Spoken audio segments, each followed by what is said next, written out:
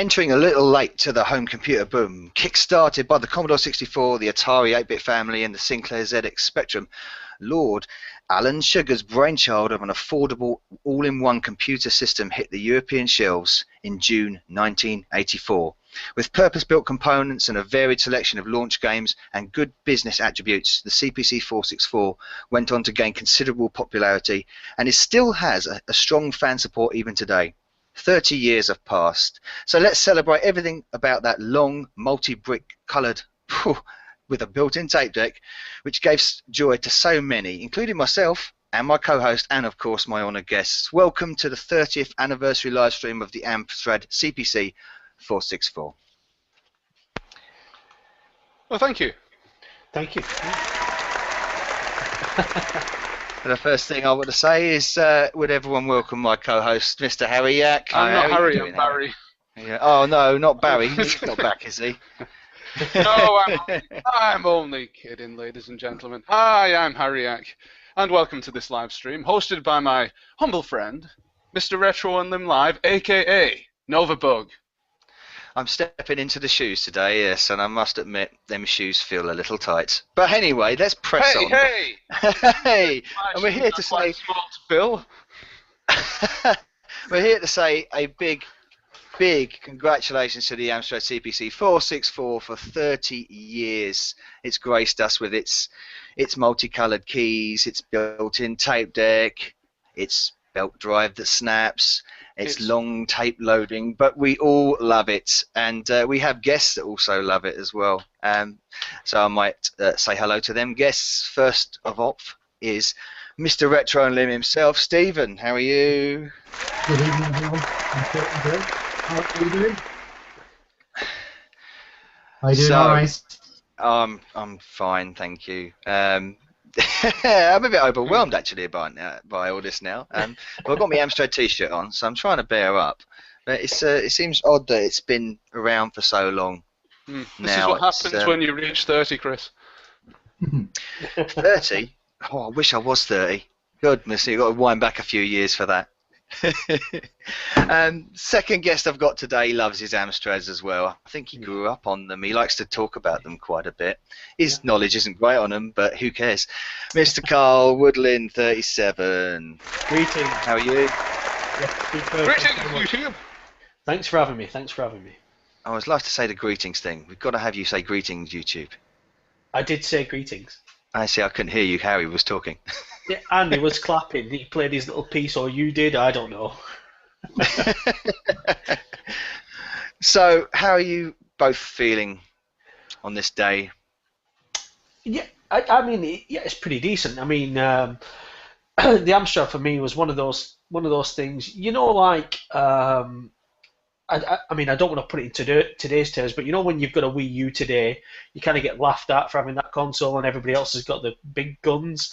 Well, the Amstrad for me back then was kind of like that, because all my friends had Spectrums and Commodores, in fact more Spectrums, and I think I was the only kid that had the Amstrad CPC464. You know, I got the one, I remember got it Christmas time, my mum got it me, and it was the green screen edition, which kind of didn't matter back then, because, you know, it was just like gaming was kind of fresh, new, you didn't really need. I think I even had a black and white TV at the time, but yeah, it was just, and I got the. You might be able to help me out with this, because I was trying to rack my brains over this. It was brand new, so I got was it 20 games in a long box of cassette? Was it 20 games? The Amsoft collection. I think it was 12. Was it 12? I think it was 12. All right. I think the original 12 collection was the one that came with the original system. They later did the PP6 collecting box set, which came with more games. It was like the Kellogg's variety of video games. It was. Well, I always remember. I mean, you was playing Nova, but you was playing Fruit Machine Simulator, and I absolutely loved that. Why anyone loves that game? It's just stupid, but you do. It's got that. And Harrier Attack. I always loved that. And of course, everyone's favourite, Oh Mummy. Oh yes. You know, that is just an absolute classic. What else was there? There was Rolling on the Ropes, Rolling in the Caves. Yep. Shit, what were the other? If we could name that wasn't those 12. Bridget. No. Bridget was was it? one. Bridget, yeah, Bridget was one. That was pretty decent too, actually. Was it? Really? I think Pretty decent. I You're enjoyed. outnumbered, Carl. I think you're the first person to ever say that Bridget is pretty decent. Well, I was going to say that. I can already hear the psycho stalker tapping on his keyboard, screaming at the desk because he absolutely detests that game. No, there's nothing wrong with that game. What was the other games in that pack? What was You had Xanagrams.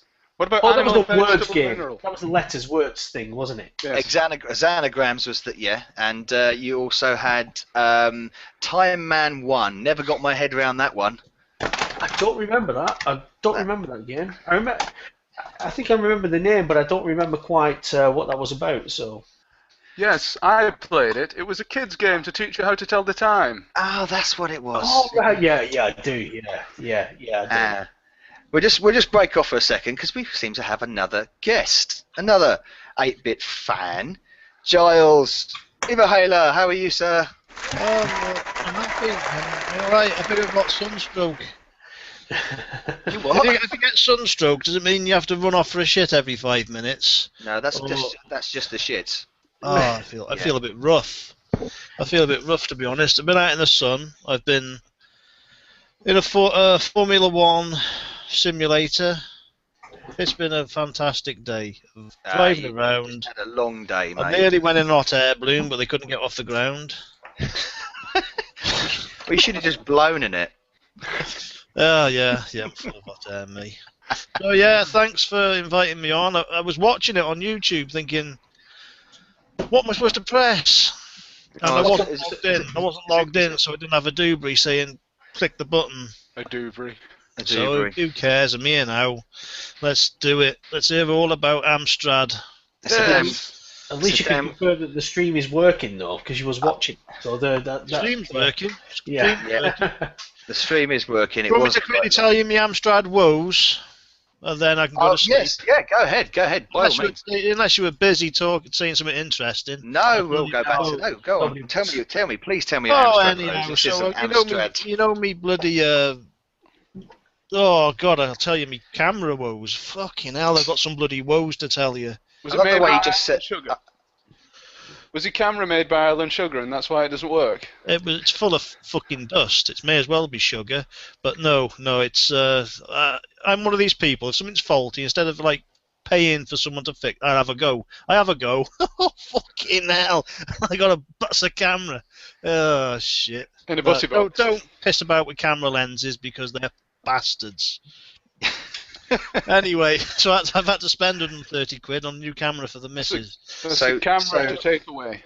So what exactly is wrong with your GX4000, which is, by the way, a evolved version of the CPC464? It's broken, mate, isn't it? Yeah, I know. You told me, unfortunately. So I haven't plugged any of your nice fresh strawberries in it yet that you sent me. I did pick them fresh for you. But I will be plugging them in when I get me RAM chips. But they were baking hot. Chips don't get hot like that. Before I start getting me bloody multimeter out and all that sort of shit, I'm just going to do the obvious stuff first. Hello! And do the RAM. Do the RAM, it'll work. Then I'll plug all your shit in. Yeah, you scared me. I haven't finished. Don't put in. I haven't finished me woes. Oh, sorry. The last week, I'm on bloody the eBay. Buying me flipping £20 464 with a green screen monitor and a load of bloody tapes. I was dead chuffed, and guess what? It hasn't come. Yeah. Put a case in, and they've just said, "Oh, fucking, they have your money back, you fucking fat bastards." I haven't even seen a picture of them, but they must. Whoa! When you say fat bastards, I never fucking listed a fucking Amstrad with a green screen. Okay. Yeah, but you mentioned it before. That's funny that you mentioned it 5 minutes ago, and I haven't got one, so you know all about them. So I'm a bit pissed off. I'm a bit pissed off, and as I'm saying, I'm a bit pissed off now. I'm just going to add to me woes. It's like I forgot to bid on the Amstrad that was on there, which was finishing. I bet it's gone now.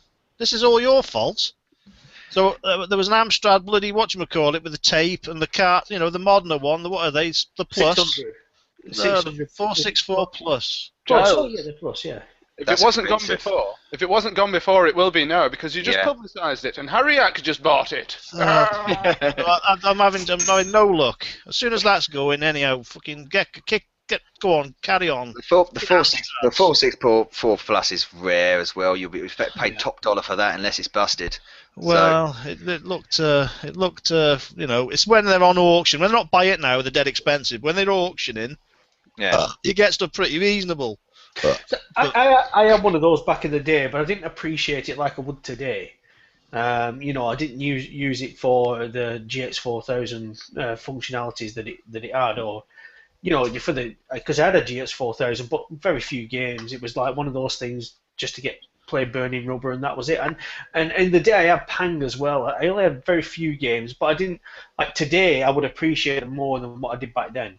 Pang is an awesome game. Yeah, Pang is one of the best games I think the best ever. game on the system, isn't it? Really, it is. So, yeah. I never had a GX4000. I had the CPC128, and you know, I loved that. There was an ace computer to have because the game it was just so piss cheap to buy stuff for. I could piss off to the petrol station with £2 and come back with a bloody game. It's brilliant. I tell you, we'll get back to a discussion on what the best game of the 464 was, though, because that will be heated, I would imagine. Anyway, we were talking about the 12 games that came, the Amsoft Classics, Giles. Carl was mentioning he got the green screen system that you've mentioned yourself that you've been cunted on, it appears. Yeah, what were the other? We got the Time Man one, which is some sort of kids tell the time game. Animal, vegetable, mineral. Yes. What the? How about that? What the hell was that game? That was that little quiz thing, wasn't it? Yeah. It's a 20 questions kind of thing. Yeah. But the funniest thing about it is you've got to teach the damn thing what the items are. He doesn't know. That's the funniest thing. Yeah, there it is. There you go. Yeah, it's funny. My word. Animal, vegetable, mineral. What was the Amstrad? The other one you held up there, Steve, was Galactic Plague, wasn't it? Yeah. Oh God, yeah, that was Oh yes. See, this is bringing. I knew this would bring back memories. This show, because I haven't seen that since I was a kid, or you know, even had a thought about it until now. Yeah, that is absolutely amazing.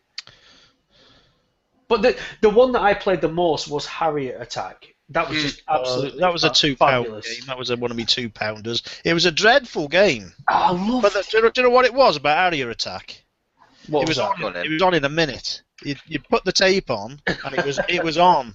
So it was the one you didn't have to think about. You thought, what shall I wait 10 minutes to load fucking Green Beret, or shall I just Harrier Attack, bang, it's on. It was crap when it was on, and it really hard.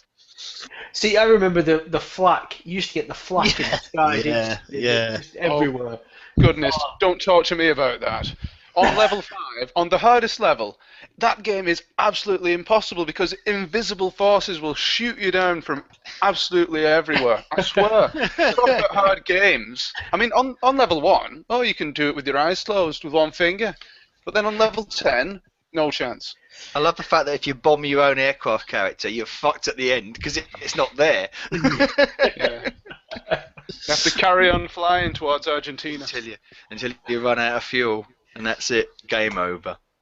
Yeah, they were just absolutely brilliant games, and I remember, you know, they were always like $2.99 or $3.99, and just like 5 minutes walk from me, literally, there was this place called Mercury Software. It was Paperboy on the screen there.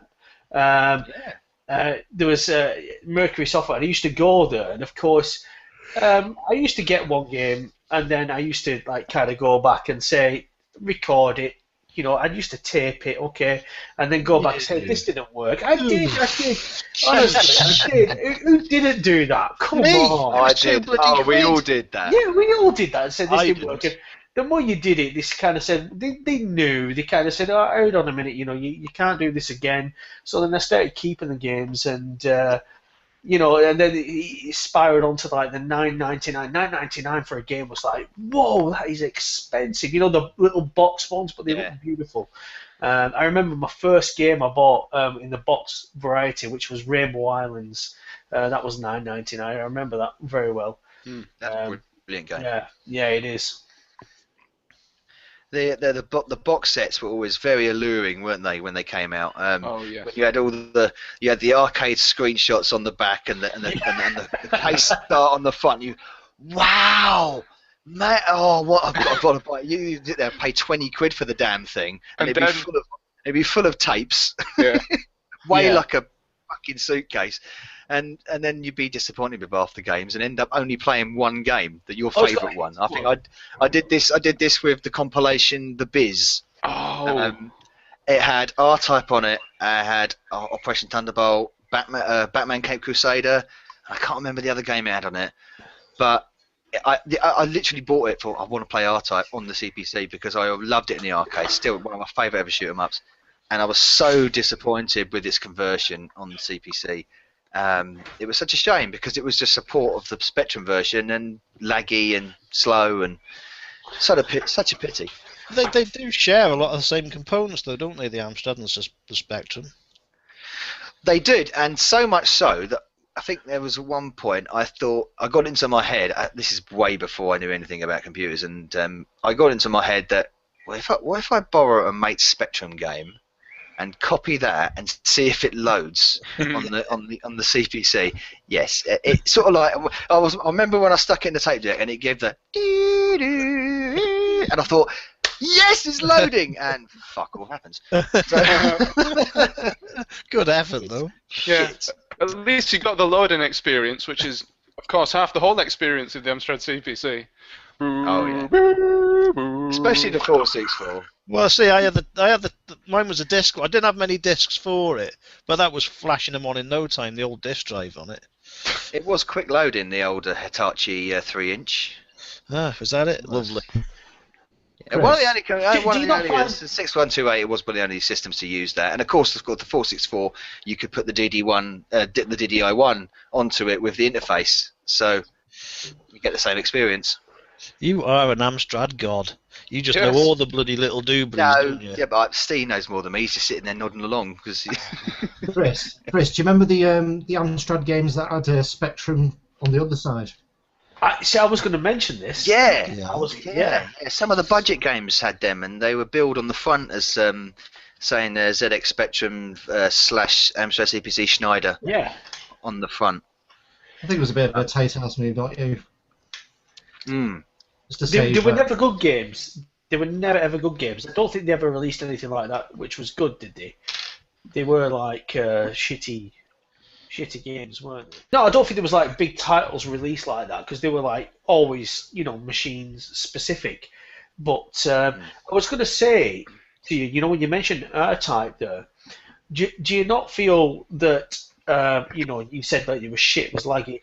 But back in the day, do you not think that playing that game on your home machine was just absolutely fantastic? But today you look at it and it's shit. But back then maybe not. No, it was. I was stoked that I had an arcade game of that caliber. Because everyone has arcade games that they really, really adore, especially back in that time. And you always wanted to see them appear on the system that you had, whatever that system was.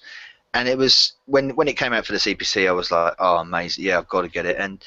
But I was expecting, I don't know what I was expecting. Even then, I was expecting something a little closer to the arcade in terms of playability. Yes, it looked like it, but because it was so laggy, I know the system can do better than this because I play games that are faster and quicker and better rendered and everything else.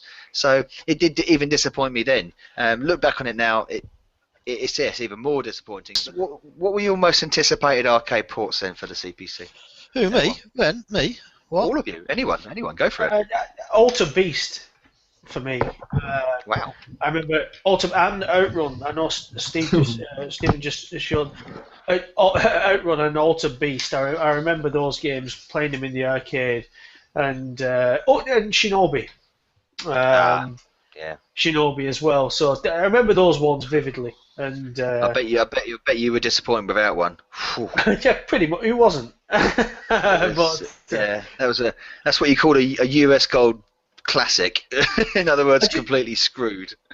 I was going to say that today you've got EA and Ubisoft or whatever, but back then, do you not think like it was like Gremlin and then it was like Ocean and then US Gold, but the big daddy of them all for me, which I love, was Codemasters. Whatever they brought out, I made a beeline for. A fucking ski simulator. I don't even like skiing, but that fucking game was brilliant. Like ATV simulator. They had a simulator for everything.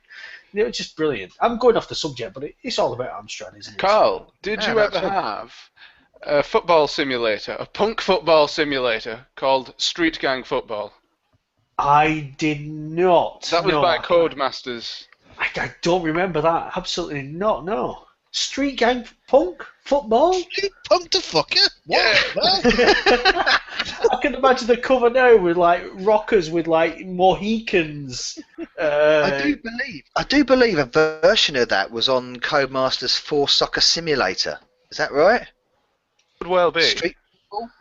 I don't know. Because you had, I remember the 4 Soccer Simulator thing, which was a vertical up and down, kind of like an early Super Soccer, if you will, without the perspective. And that was so bad. It was funny, but you had 11-a-side football, you had indoor football, you had what they called soccer skills, which was such a cop-out, and street football. But the thing is that street football, indoor football, and it's 11-a-side were almost identical. Oh, somebody's got someone. It's the. Is that Harry who's got that? Yeah, I've put a screenshot up there of Street Gang Football, which is pretty much exactly what Carl just described. With the my God! Isn't it? I'll tell you what. You look at that though. That's really pretty, isn't it? The graphics there are really pretty, and that's one thing that the CPC did really well. It did some pretty graphics. I thought, like, even on Barbarian when that was out, everyone liked that. Yes. But the CPC version was better looking than the 64, which was its like main bloody competitor, wasn't it? And we may have the 64, so that was the one game that came out. I could say, but it looks better. But then he'd just say the sound's not as good, and I'd go, fuck off. So did any of you guys, as I was saying before, I was the only one that had an Amstrad. I was like the black sheep of like all my friends. They had all Spectres, Commodores. Was you the only guys that had the Amstrad? Yeah. Between your friends. Why is that? Did you not find that funny? Because my dad bought it. I got all my computer, and whatever from my dad. So he was the main. It was his computer. So it wasn't like a Christmas present or anything. He just came home with it, wallop on the table, and I just started pissing about with it. So it wasn't something I picked. But I probably wouldn't have picked a.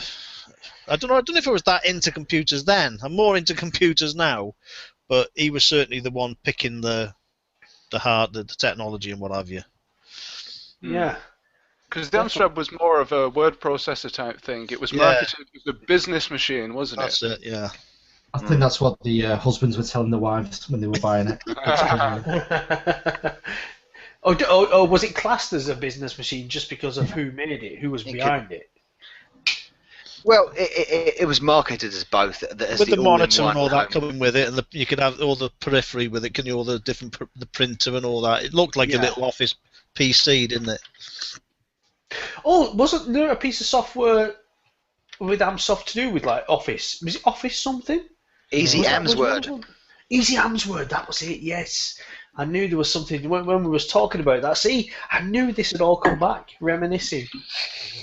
I knew it had all come back. Yeah. Because it had CMP/M compatibility as well, and it's locomotive basic.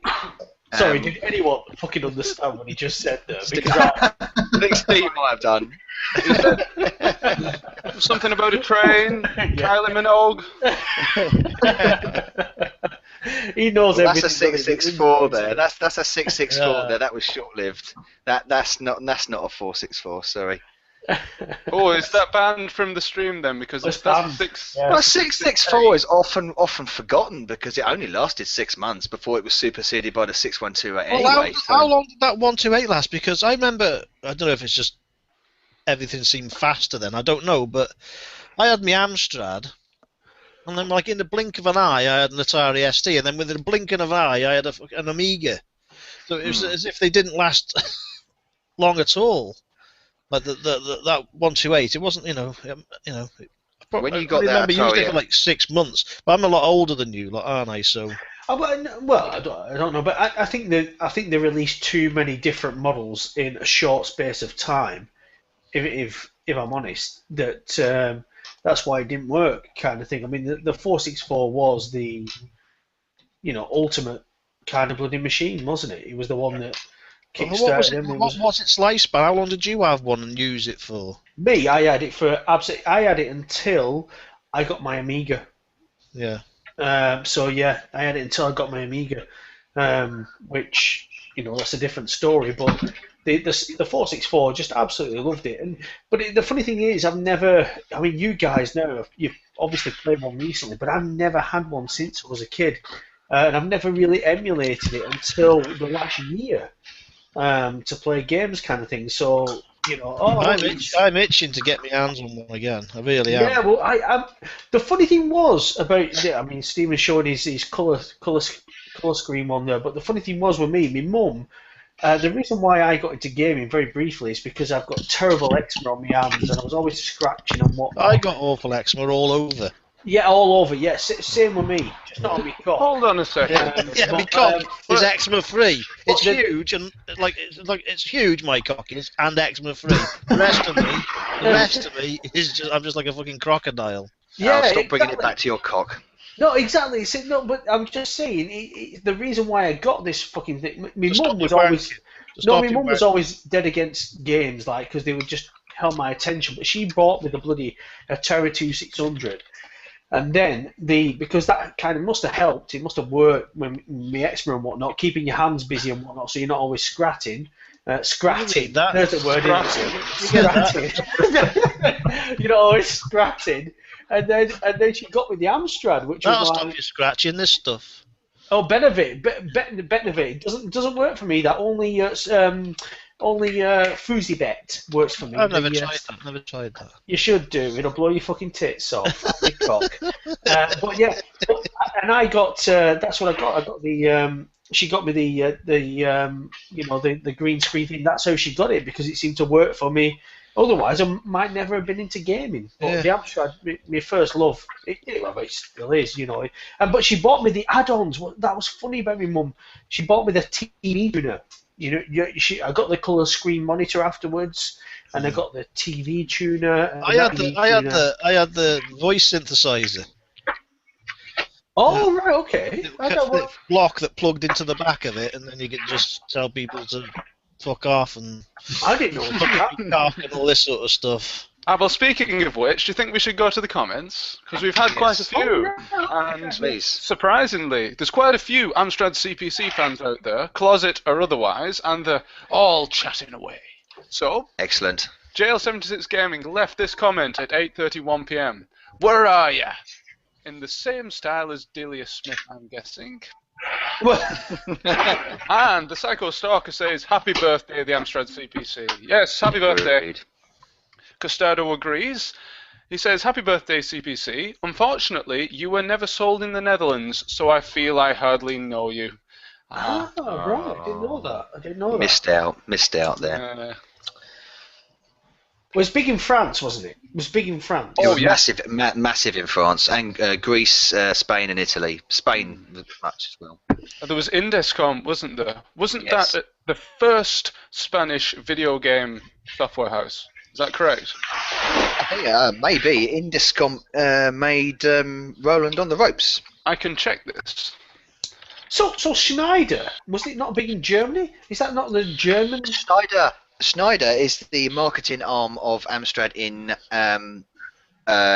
Germany. They for some reason they couldn't get the rights to market as the Amstrad brand over there, so Sugar partnered with Schneider over there and released the systems.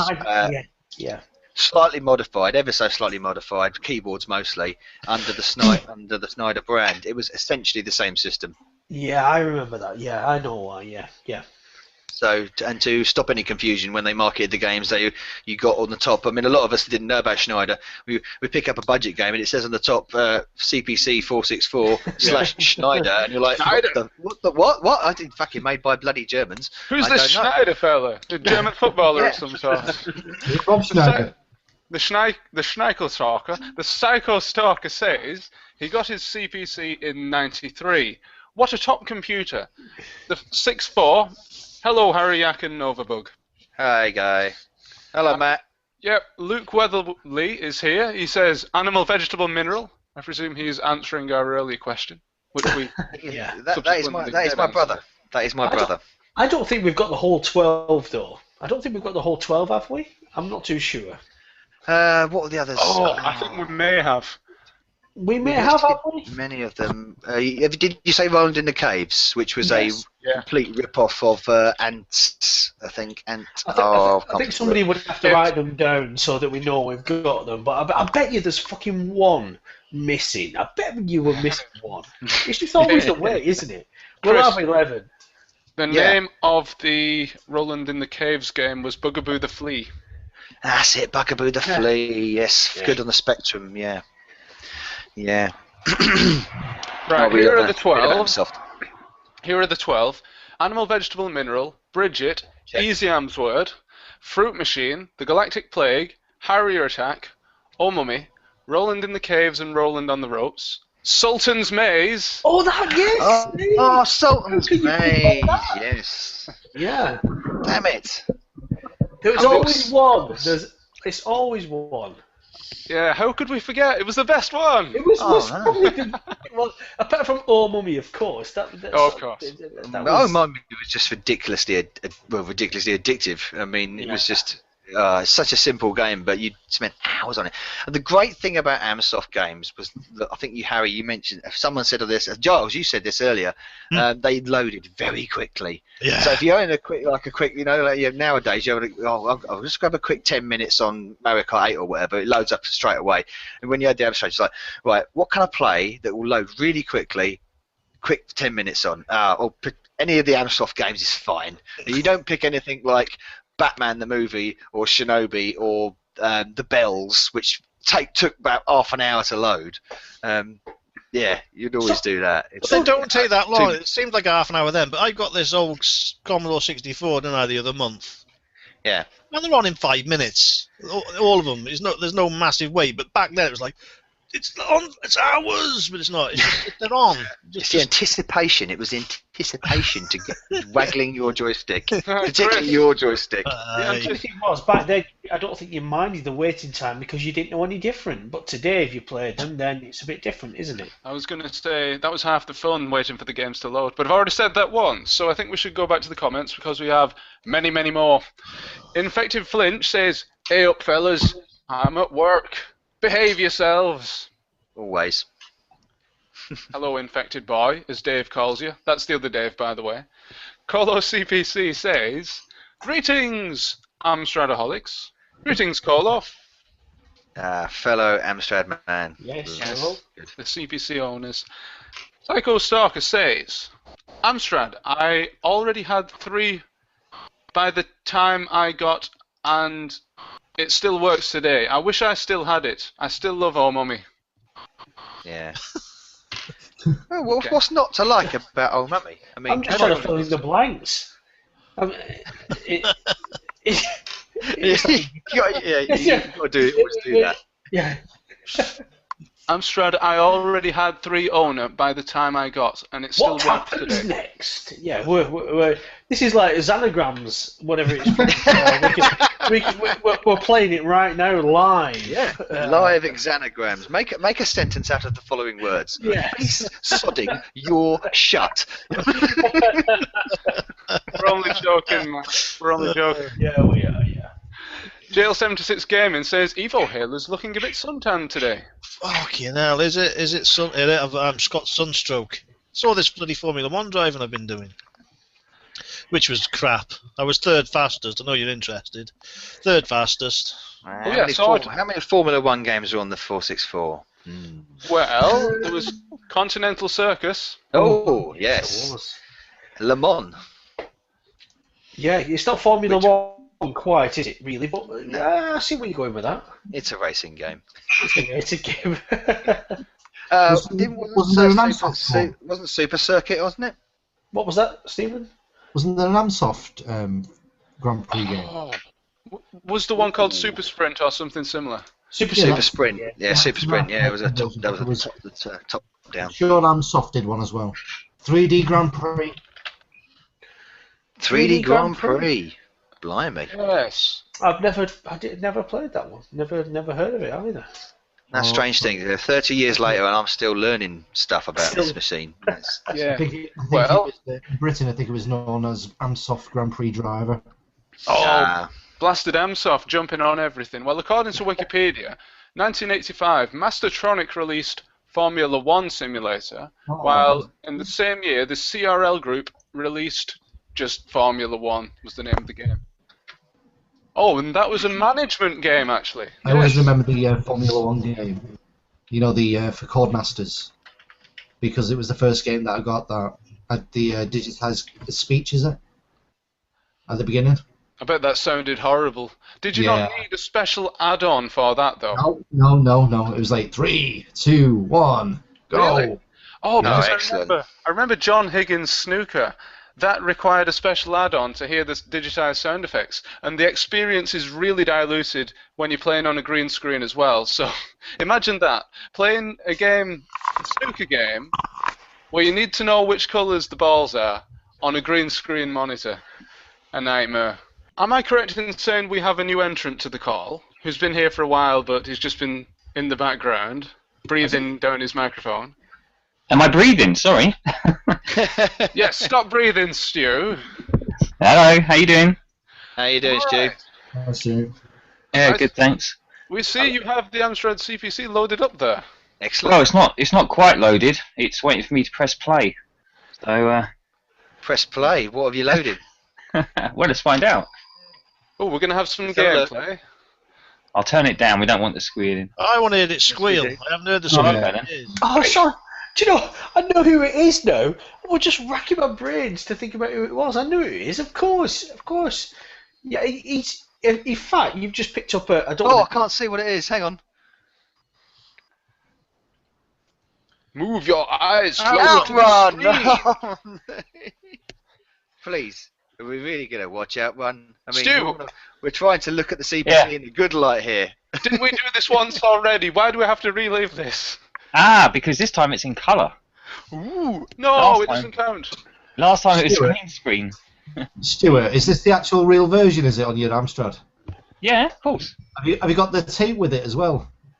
For the box.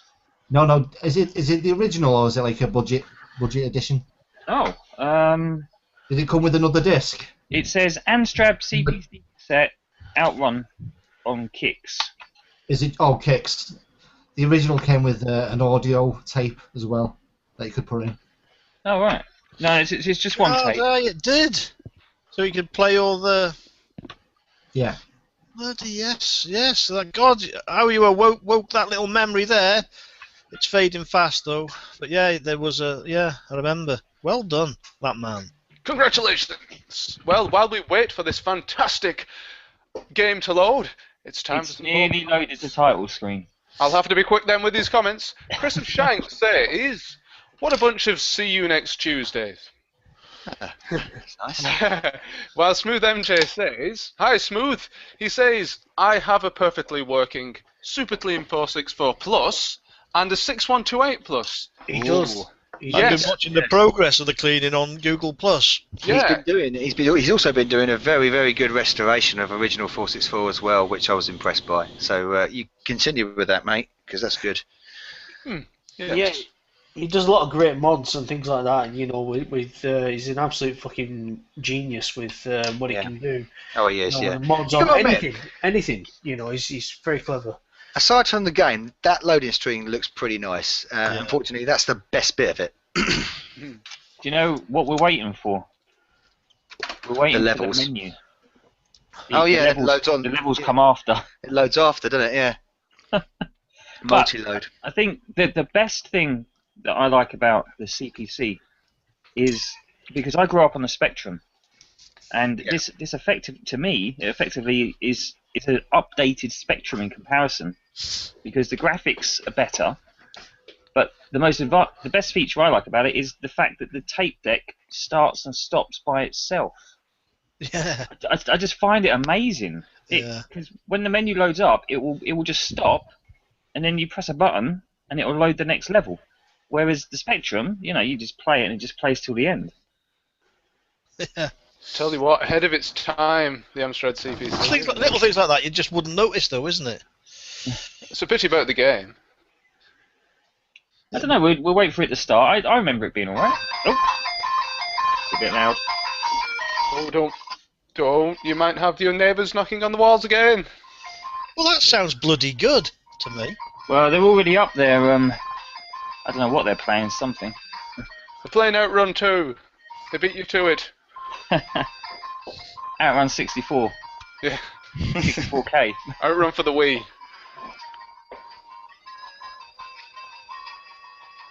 Oh, They were better that's races, let's something. be honest, but that music's not too bad. I'll press something, I don't know why I was so pissed off about the what was the. I'll have to listen to myself after. The 64 must have been sounded better. Because my mate always used to say how much better it was. It was better at the time. The 64 had a great sound chip, the SID chip. The sound chip in the CPC was the AY38912. Yeah, I think that's right. Same sound chip that's in the ST, slightly modified. Yeah. That's probably why when you got your ST, Giles, you thought, this sounds a bit like the CPC. Same sound chip. That's why I got rid of the ST, because everyone said, oh, he's got a Spectrum sound chip. Fucking hell. Yeah, you can't win. Pretty much. Pretty much, but it can still do sample speech. I remember my cousin had an ST, and he had a sample speech on it, and it sounded exactly like the sample speech thing that you said you had on the 464. Yeah. So yeah. I wasn't impressed. No. That's about it. Yeah, that's a quite an accurate representation. That Sounded like Donald Duck. Donald Right, Duck on CPC. Some more comments. The game shed is here. Hello again, They say, buongiorno, fellas. Buongiorno. Buongiorno. And the Psycho Stalker loves Animal Vegetable Mineral. He says he loaded the tape and threw it out of the window. And was it a vegetable? It was run over. JL76 Gaming says, if Amstrad was the Wii U of the 80s, then what was the Atari XE? Which is what I had. I never owned an Amstrad, but I have played one at a friend's house back in the day. I remember we were playing a Yogi Bear game. My word.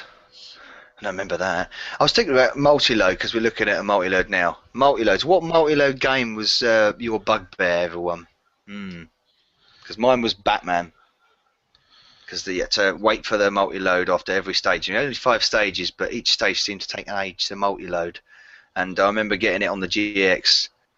Amazing, because it was instant. Stu, do I have your permission to go and get a cup of coffee while I'm waiting for this to load? Do you know what? I think it's because I think the tracks are on side 2, so I've had to rewind the tape and turn it over.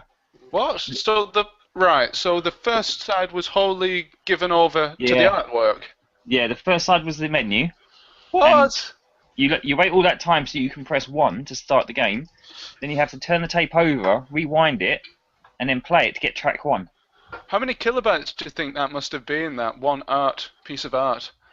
I don't know, probably half the RAM. It used to take a lot of time just loading the loading screen, which is always quite funny. I always preferred the ones which did it by lines, so it would gradually fill it up like a puzzle. And you think, oh, I wonder what it's going to look like. Yeah, but if you think about it, it's good marketing sense because the loading screens sell the games. Because in those days, they didn't have television programs that showed the game in action. They only had screen grabs. So you'd have a screen grab from the game, and then the ones that they'd send out to the magazines were the main artwork for the game, the title screen. And that would be what people would buy the game based on. So it probably would have been worth half a side.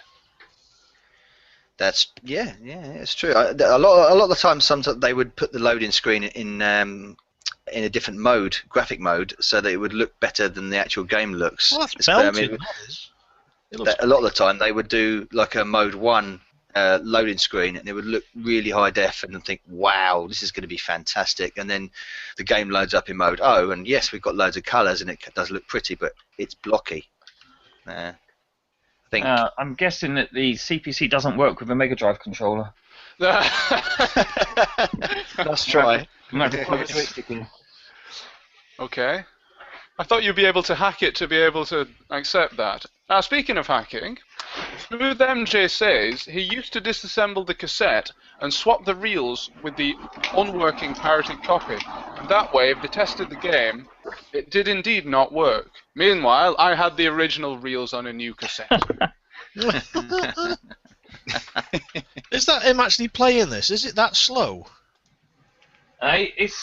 There's a problem with the cable, some dodgy cable. But no, it's not actually moving. Here we go. Look, I'm going now. Oh, right. There we go. Look, I'm doing 100k, 140k. Stu, it wasn't this jerky when we streamed before. It was in black and white before. Oh, I believe it was in full colour. Yeah, this is colour now. Yeah. It doesn't look that bad now, looking there. Yeah, the car looks great. It's just that the sound isn't great. I don't know if you actually heard it. I'll turn it up a bit. I heard it. Beep, beep, beep, beep. Yeah, that's Sounds like the someone wheels kicking the duck. screeching.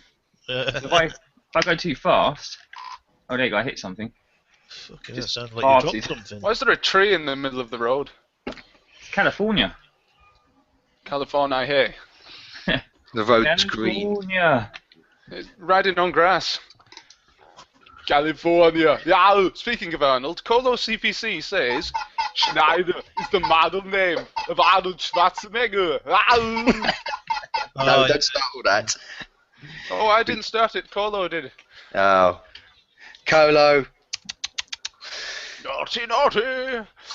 what was your favourite racing game then? What was your favourite racing game on a CPC? The I'll tell you what mine was. Well, we can't include anything on the GX4000, so burning rubber and all that kind of stuff. But I always loved Buggy Boy. I love Buggy Boy. I loved that on the Amiga. I hammered that on the Amiga. That was brilliant. I'm sorry I keep saying it's got the Commodore stuff, but it was ace on the Amiga. We didn't have it on the Amstrad. I just loved the game. I've got the Commodore here if you want me to plug it in.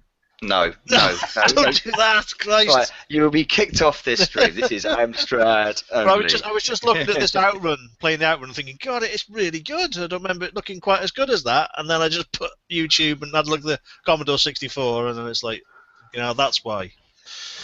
Right. Back to the comments then. Colo CPC says the 6128 probably lasted to about 1992. Very little software was launched after that date, and the Amiga had been out for a while. He thinks he got his Amiga in 92, 93.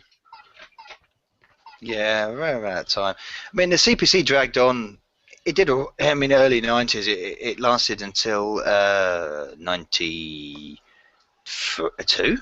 maybe. I think it was 92. Oh, yeah. There were games released right up through the 90s as well, I believe. Mostly homebrew. But Smooth MJ, on the subject of the 6128, says the 6128 floppy drive was manufactured by Matsushita. Oh, I thought it was Hitachi. Don't know why I thought that. Were they related to that Hitachi or? It's an Amstrad CPC throwdown between Smooth MJ and Novabug. No, because Smooth MJ will win. He'll win on that one. I'll be ground into the dust. I'm not even going to bother. Speaking of Smooth, he says Monopoly, Cluedo, Scalextric, Daley Thompson's Super Test, and Hunchback also released on Amsoft and given away free. There's some terrible Amsoft games, I should say. There's stuff like Quackerjack, which... and what was the other one? Oh, there was Haunted Hedges, which was quite alright, actually. It was a Pac-Man clone, except you were a man running around a hedge maze. It was like the Pac-Man version of Sultan's Maze. Jail76 Gaming has corrected me. He says, I think you might mean Alex Higgins snooker because John is a bit younger. I stand corrected. I am indeed wrong on that. I apologise. But there again, I wasn't around for very long in the 80s. Wingnut says, hello guys. Sorry I haven't been on because my working schedule sucks. Yeah, work gets in the way of gaming. It's not good enough. We're almost up to date with the comments. Costado says, I suppose there was big money in the arcade conversions back in the day, but to be honest, from halfway into the 80s, most were much too advanced for the faithful 8-bit versions. I think that was it. We would have a coin op. It was like, oh, got to come out on the home system, especially the CPC. I think a lot of the time the magazines would. You'd think it would be better than it was because the magazines would print screenshots of the arcade and then say it was, oh, this is what it's going to look like. I remember Final Fight being shown in Amstrad Action, and just matched that up. And you think, oh, that's going to look fantastic, and it looked okay. Unfortunately, it played really badly because they just invested so much into the graphics. So. Happened a lot, I think. Shadow Warriors was another. It looked really, really nice, but we're going to come on to this. The problem with a lot of the games was the flick screen. It's a bugbear of the Amstrad because the Spectrum could do the scrolling. The Commodore obviously did the parallax scrolling, and a lot of the time the ports on the Amstrad would have that flick screen. You could think of Ghouls and Ghosts is one flick screen, and of course Grisor, which is a fantastic conversion, but it has that flick screen, which is such an annoyance. It really is. Well, I'm going to have to look it up. I don't know what you're on about. The ending screen from Grisor on the Amstrad CPC is quite simply the best in any video game ever. I'll try and get a picture up of that, but just to bring us completely up to date on the comments, Smooth MJ says, you could trick the Ocean software multiloader into loading the last level of a game. What you would do is, when the screen says looking for level 1, you play the tape until you see found level 1, and then fast forward the tape ahead to whatever level you wanted. That's right, yeah. If you knew where, you could do that on a counter. If you knew where it was on the counter, you could do that, yeah. It wouldn't work with some games, but most games, yeah, it would work. Cheating. And of course, we had the pokes in the magazines. Oh, I see what you mean, Chris. And it sort of jogs the whole screen across instead of scrolling. It's that flick screen. There you go. It's something that the Amstrad did all the time, the flick screen. Sometimes it would scroll the flick screen along, sometimes it would just, like Dizzy, change. But I think a game like Dizzy, it got away with it because you kind of really don't notice it in Dizzy. But with a game like Grisor, which is obviously based off Contra, you're so used to seeing Contra in its traditional NES way. It looks fantastic, it plays really nice, but that flick screen thing is just something that I think the Amstrad fans had to bear with. Happened a lot. But they're saying that was it? Who mentioned Shinobi earlier? Was it you, Cole? Yeah. That was a fantastic conversion, an absolutely brilliant conversion. It really looked so faithful to the arcade, played like the arcade. There were all the elements of the arcade, more so than the TG16 version, which actually cut out levels. Before we go to Stu's game though, can we just see the ending screen for Grisor on my screen? Yep. It says, congratulations, you have saved the Earth from the evil alien threat. Unfortunately, destroying the heart activates a self-destruct mechanism which blows up the whole planet. How sad. Oh well. So easy come, easy go on that one. Chris, before it was mentioned about the speech on the Grand Prix for the Codemasters. That's the one. That's the one there, is it? Stuart. Oh, yeah. Yes, it's very Super Sprint, isn't it? Kind of reminiscent of Super Sprint. Was there a lot of... Sorry. I was going to tell you, synthesized speech was quite rare, wasn't it, on the Amstrad? I remember the first time I actually heard the speech, because I remember I missed this one, but the first time I heard it was at the beginning of Treasure Island Dizzy. Yeah. When it screams at you, Codemasters. Oh no, that's a different one. It screams at you, Treasure Island Dizzy, and which I thought, wow, that's really good. Was that released on Quattro Adventures? What, this Grand Prix one? And I believe that was on the NES, actually. Sorry. That doesn't count because that's not Amstrad CPC. No, this was one of the first ones on the Amstrad. It's good, that. Looks quite detailed. You know, it reminds me of... What's the yellow car doing? It's sort of like shot across... I don't know what the controls are. Oh, right. That's not you, the grey car, is it? I thought it was. The yellow car's me. I'm trying to find the steering. I can't even see the yellow car. It's up at the top. Oh, it's at the top there. Right. It's all like red. Right. No, get this. The accelerator is F. So try and work out what's left and right. It's Just the dance in sort the it corner. Stuart, Hang on, I think I found it. can you get the sound on? Eh? Can you get the sound on? Sound on. There you go. Can you put the digitised speech on in a minute? It should come when it finishes. Ah, found a key. Ah, I've got the controls now. Yeah. He's off. Hey, it's end of it. Yeah, it did speak just then. It does at the beginning, doesn't it? There's like a whiny sound though. Over the Turn top it of off. it. Can you Turn hear it it? off. So That's yes, supposed turn to it sound. up. Them F1 cars at the top look good. Yeah, press it now.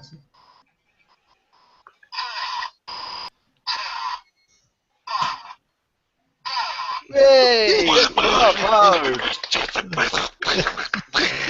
I don't know what you're saying about. That was as clear as crystal to me. Only because it came up on the screen. If it Oh, that's didn't, gonna you wouldn't race know it. what the heck it was saying. Oh, I knew what it said. You tell me. Hang on a second. Let me just turn this down. Can this go on the Retro Records? Do it live, yeah. Now you found the controls. Right, so forward is F, left and right is Z and X. Nice. Really? Really? So I'm having to steer with my left hand and accelerate with my right. Go on, Stu, you can do it! So we've already established. Well, I like Buggy Boy, and it seems that Steve likes this. What other racing games did you guys like? I'm going to reiterate Continental Circus, which I never actually completed, I don't believe. It took me ages to figure out that you had to change gears. There's a quite humorous video that I posted of that on my YouTube channel, one of the first ones I ever posted. But I don't know if back in the day I ever actually got past the changing gears thing, because I never used to read the cardboard inserts, except to cheat in Fruit Machine. But yeah, I used to, cardboard inserts in the tape, yeah. but I must have got past the first level, because I remember really enjoying that and playing that for ages. It was a good game. It was a good game. The only problem I had with it, that you had to hold the joystick up to accelerate. So if you wanted to turn left or right, you had to sort of push it forward with your right hand, the joystick that is, and then hold it down with your left hand so it wouldn't go flying through your screen when you're pushing forward. Were you into the racing games, Carl?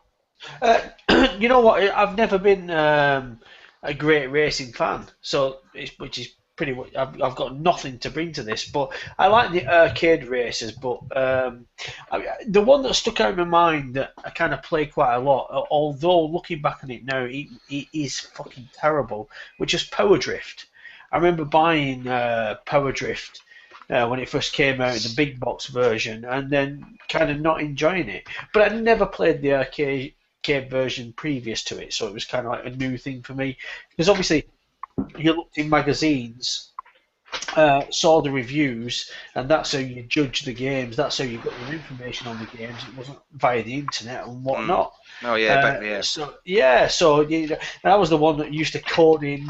I used to spend 2 hours doing the coding of the codes from the Amstrad magazines, doing the code, and all you got was a fucking picture of bastard fucking Ernie or Bert. The tie-ins. You did the tie-ins. It came up with a picture I used to. Why have I brought that up? I don't know. But I was just saying. I'm glad you brought that up actually, because it was something I wanted to talk about. Because it was. I mean, how many hours did we lose doing the type-ins off the magazines, and then you get one fucking thing wrong, and the whole thing's a load of shit and don't work at all. And yeah, it's exactly right. That. I remember doing that. Yeah, no, I used to love doing that. I always used to, because they always used to have little, very primitive games, didn't they?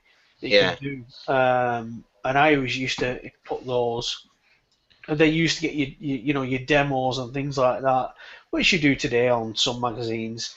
I loved it. Absolutely loved it back then, because that's how you got. The reviews meant something. Yeah. Now. you just don't give a shit because IGN will rate this and then GameSpot will rate that. And you don't listen to reviews these days, but back then you really did. They meant something. What's about independent reviews? I mean, most independent reviews now exist on media such as YouTube and Facebook and kind of thing. Magazine interviews are seemingly very biased to their brand. So it's part of competition in business, I suppose, nowadays. Back then, no one gave a shit about that kind of thing because we just wanted to, it was all quite new anyway. It was very difficult to compare a lot of things to what had gone on before because a lot of things that came out on any platform were sort of like never seen before. So yeah, definitely. I'm just looking forward to your favourite game on Amstrad CPC464 because I've got one. I'm just waiting for the moment. I'm waiting. We're coming to that. That's going to be the pinnacle, isn't it? That's going to be the end, isn't it? We're coming to that. So staying with the typings, there was. Did you ever? Because what they did is also you had the cheat codes you could type in as well for the certain games. Yes. Could you ever get them to work? Well, I've never ever been a cheater in video games. I've never tried them. Never. You must have tried one at least. Okay. In all honesty, the only thing I've ever tried to do was the codes on Mortal Kombat. You know, the AA, BBCs, whatever the fucking hell it was, to do something like that. But that was on the Mega Drive. But I've just never cheated. Never done it. Never interested me. Oh, you goody two shoes. I know. Who would have thought? But I'd never done it. In the early days, I didn't understand what that meant. Because especially in Amstrad Action, you used to put it as the poke, and you said, well, "What does that actually?" I didn't understand what it meant. And I sat down. I think it must have been 2 or 3 months of owning the 464. I sat down with this copy of Amstrad Action, and I looked through it. And I saw this game listed, and it said Prohibition. It was a shoot 'em up, and I thought, yeah. And there was a code to it, and I thought, oh, I can type the game in. That's what I thought I could do. I could type the game in. So I sat there, I typed it all in, and then it was my father that pointed out. He was reading the magazine probably. My father pointed out, well, this isn't the actual game. This is something to change the game. And I sat there thinking, what a fucking pillock. Do you know what's funny? You mentioned about racing games. I know Stu's got a game on here, and I must admit, I never played it on. Never a big fan of racing games, like I've said, but I've never played it on Amstrad. But he's loading it up right now. But I used to play the Amiga version so much of this game. It's a classic game. The Jaguar XJ, whatever it was on the Amiga. As well. But this isn't about the Amiga, but I'm just going on. But that game, I would love to see this on Amstrad because I never have. And, it's really nice. It's really nice. I love playing it on the Amiga, yeah. So. Yeah, loads of spree. Some footage of this. Wired up if you want me to turn it on. Yeah, definitely. I'd love to see something about that because I didn't even know it was available on Amstrad. If I'm totally honest. So yeah. Yeah, it came out on loads of platforms, and yeah, the Mega Drive version was decent. All the versions of it were decent, I think. Spectrum version was good, but we're not talking about that. Like I had my Amstrad. 1990. That's when I was leaving school. So I had an Amiga by then. So it must have been like 87 or something like that. I had the Amstrad. I think I had when I was about 9 years old, something like that, 9 or 10 years old, because. This is a morbid story that we'll move on extremely quickly from, and it's not going to upset me. But I just remember, no, it's not going to upset me. Don't worry. Don't be like, oh. But I remember what I was doing when my dad died of an asthma attack, and I was about 10 years old. And I was playing on my Amstrad CPC 464 to a game that has the best music on the Amstrad CPC 464. Which I think is Agent X2. Yeah. I think the music on that game is absolutely fabulous, and that's what I was playing when my mum kind of was at the top of the stairs crying. I don't know how to tell him. My mum and dad were separated at that time. I told you, don't get morbid. It's not that fucking sad of a story. Well, it is. It's a sad story. I've moved on. I've moved on. But you do, don't you? I was 10 years old, I'm 37 now, so I think I've had enough time. But yeah, I was playing on it then. So that's another. Oh my God, he's It's got got it. it. That's unbelievable. Agent Tested. The music in that game is just phenomenal. It Oh, really, really? First really level, is. isn't it? The first level. First level. Yeah, listen Yeah. to the first level. It's Super. just unreal. But yeah. So I mean, that's another reason why probably Amstrad holds a dear place in my heart. You know, it's one of those things I'll never forget. You know. Hmm. That's good. That raises another good question, actually. Favourite music Music, yeah. on the games as well. Personally, mine was the theme from Beyond the Ice Palace. I think that's an amazing intro. The intro with the scroll rolling up and the music that plays through it is just brilliant. I remember watching that and listening to it and thinking, this is awesome music. Really, Yeah, really good. I know the game. I've never played it though. But as soon as you mention it, then I do know the game. Yeah. Really Anybody good else music. with that? Yeah, music. Everyone, what's your favourite music of game? I don't know about music, but I know one of the nicest games to play with nice sounds was Get Dexter. Have you ever played Get Dexter? No. I enjoyed that. That was I remember colourful. Get Dexter. That's probably one of the best games on the system. Get Dexter. Definitely. Dexter. Yeah. It's one of the best games on Had the a little, system. it had a little foot thing that chased you. Yeah. Well, it followed you when you went out the door. It went whip beep, whatever. It made a funny noise and. Yeah, it's definitely one of my favourite games. You know, if I had to do a top 5, Get Dexter would definitely be in there. It's absolutely phenomenal game. Really, really good. Isometric, wasn't it? An isometric game. Yeah, but it's a really pretty game. It was nice. Stu, sorry to break off here, but can I put a request in for a bit later on? Can we play, or can you play, the Popeye wrestling game thingy that you were talking about a couple of weeks ago? Yeah, absolutely. I'll stick that on. I was going to put on Yes. Gauntlet next, but I can put that on. Oh, classic We're just Gauntlet. learning about Verona currently. Sorry to butt in there, but I've got to say, where's the love for Bridget's music? Oh no, please don't start that. Colonel Bogey mixed with We Wish You a Merry Christmas. Fantastic. Who came? I mean, what were they thinking? Seriously. Chris, can you get some music on? I'm sure it's not copywritten now. No, it's not No. copywritten. Music Why don't you what? get that Agent Text music? I'll see what I can do. Bear with me.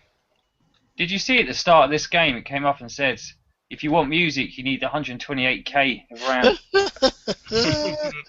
Some of them did that, yeah. Did that happen on 64 doesn't get Paperboy? music. Did that happen with Paperboy, or were there no versions with the sound? No. I think it was all quiet, wasn't it? I remember Yeah. Shinobi would only play the music if you had the 12K8 memory. So Stu, what's better, this or Outrun? Yeah, this looks 100 times better than Outrun, Stu. I'm not so sure. It's a lot smaller, condensed graphics, so it's a faster frame rate, but I don't know. Do you keep running through those signs but surviving? What signs? Split screen's good. That's just Oh, that. that's- Two player. Yeah, it's two player at the same time. Yeah, I remember. Does that have the like intro music? You know, I always forget it. It's like, oh yeah, you know that. You know what I'm talking about, don't you, Amiga, don't you? This one doesn't have music because I don't have enough RAM. Give him an option because he hasn't got enough RAM, so he can't play the music. Plug it into a Windows 8 system. It looks really good though. Do you know what's funny? Looking back at some of these games, and I don't remember this in all honesty. These look like Spectrum games with the colours, and I remember, There's no colour bleed. Well, no, but I mean, you're playing this with like four colours there, and then the other game that you was playing. What did you have on just before? It was F1 Simulator. Oh no, it was F1. Oh no, F1. Yeah, I don't remember Amstrad being like. I remember it being vibrant, colourful. That was the one like thing. this. Definitely some were like this. Really, it was quite disappointing when they come on. They were like that. But for a 1990s game, it's poor, really, isn't it? Compared to what was available. £1.99 game, it's pretty good. £1.99. That's all it costs, $1.99. Yeah, but what would you have to pay for the sound? Alright, see if you can hear this. This is Beyond the Ice Palace.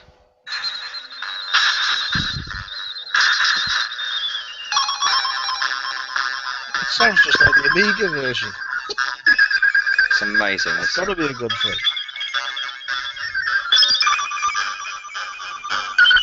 I tell you what, it sounds just like does Feud have music like that? I'm sure it does. It's reminding me of Feud. It's And similar that's to a cracking Feud, yeah. game. It's similar to Feud. Feud has good music. It's this riff when it starts going. It has this riff that's really memorable. And the Amiga version is very similar. Yeah.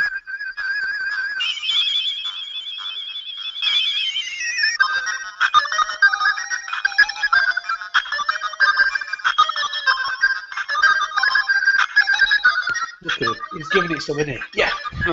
Headbanging to Amstrad CPC music. Look at Cole. I can quite happily listen to this. Those Yeah, I could. getting this on the radio. Fantastic. Fantastic. It is good. It is good. We've got some more comments. Costado has left one regarding the F1 simulator game and its digitized speech. He says, "Amazing! These cars sound just like 2014's F1 cars." I knew he'd have some smart comment, the bastard. And He's a good Colo fella. CPC says, "Epic music in Feud, Glider Rider, and Platoon."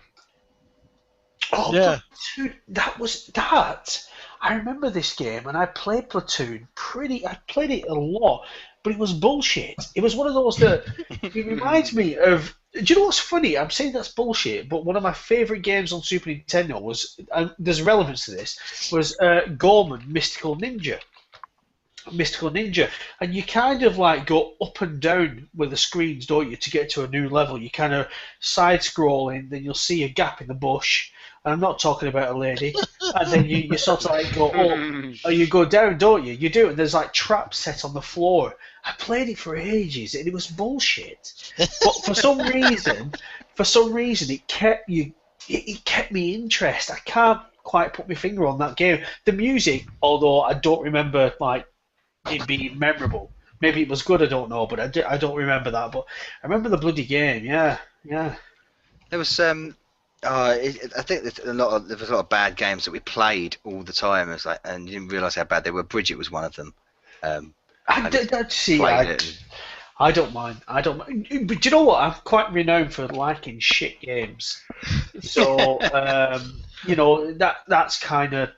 Maybe that's just me. Do you know what's funny we've not mentioned tonight? And this isn't Amstrad specific, but it was just a great series of games, and with even the spin-offs was Dizzy. You know, Dizzy was the.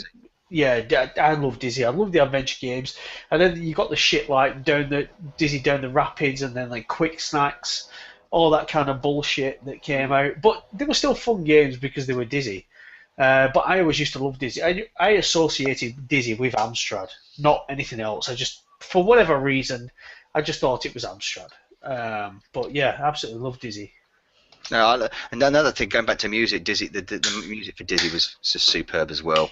Yeah, you're right. It is a good rendition of one. I always like this. Now, a lot of people didn't like the game on the Amstrad the way that because of the flick screen, but the music for this game, for me, is always epic. It's especially good on the Super Nintendo, but I always like this version of it. And I'm not going to tell you the game, so let's see if you can work it out. Oh, guess the game. Ghosts and Ghosts. Ghosts and Goblins. Ghosts and Goblins. We can see it on your little screen. I can't see it, but I knew it anyway.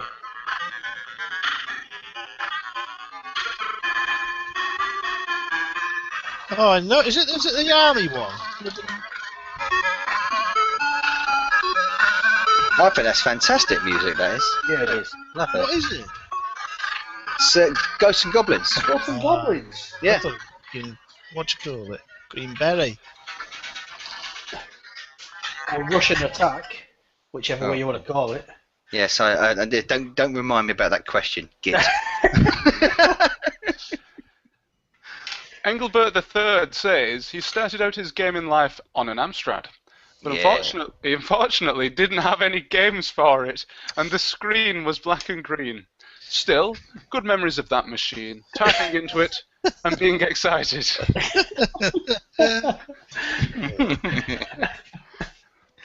Nice. Brilliant.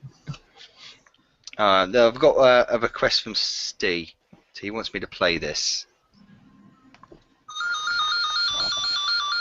Oh, this is it. This is it. This is it. Agent X2. It's brilliant. Listen to this. It's just amazing.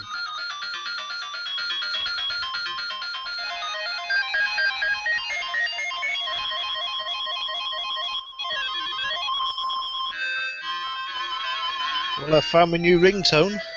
That's awesome, isn't it?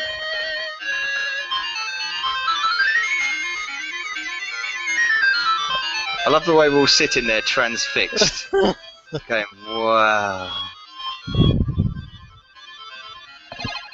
Oh, look at that. That's cool. Brilliant. That really, yeah. That's just a sound you don't hear at all, other than on an Amstrad. Well, Yeah. It's just one of them unique sounds that an Amstrad sounds like. It's fantastic.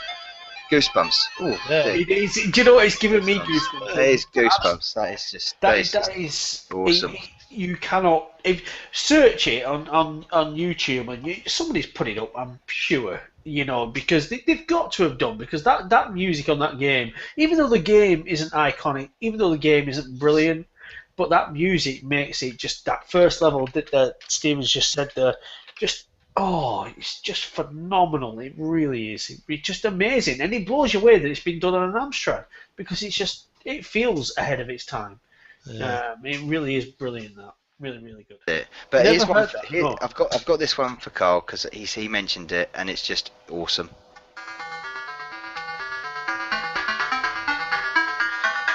Oh yeah. Is this Treasure Island?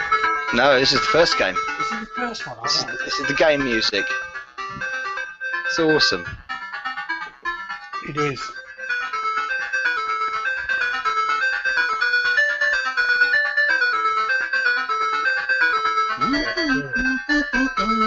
I remember humming that for fucking months. See, I bet you didn't anticipate music into the show. No, I did. I so did, because the Amstrad was for such a restricted chip. It could produce so much good music. I mean, you look at the theme music. I know it's advanced for it for the 464, but the theme music for Burning Rubber, I think, is amazing. Absolutely amazing.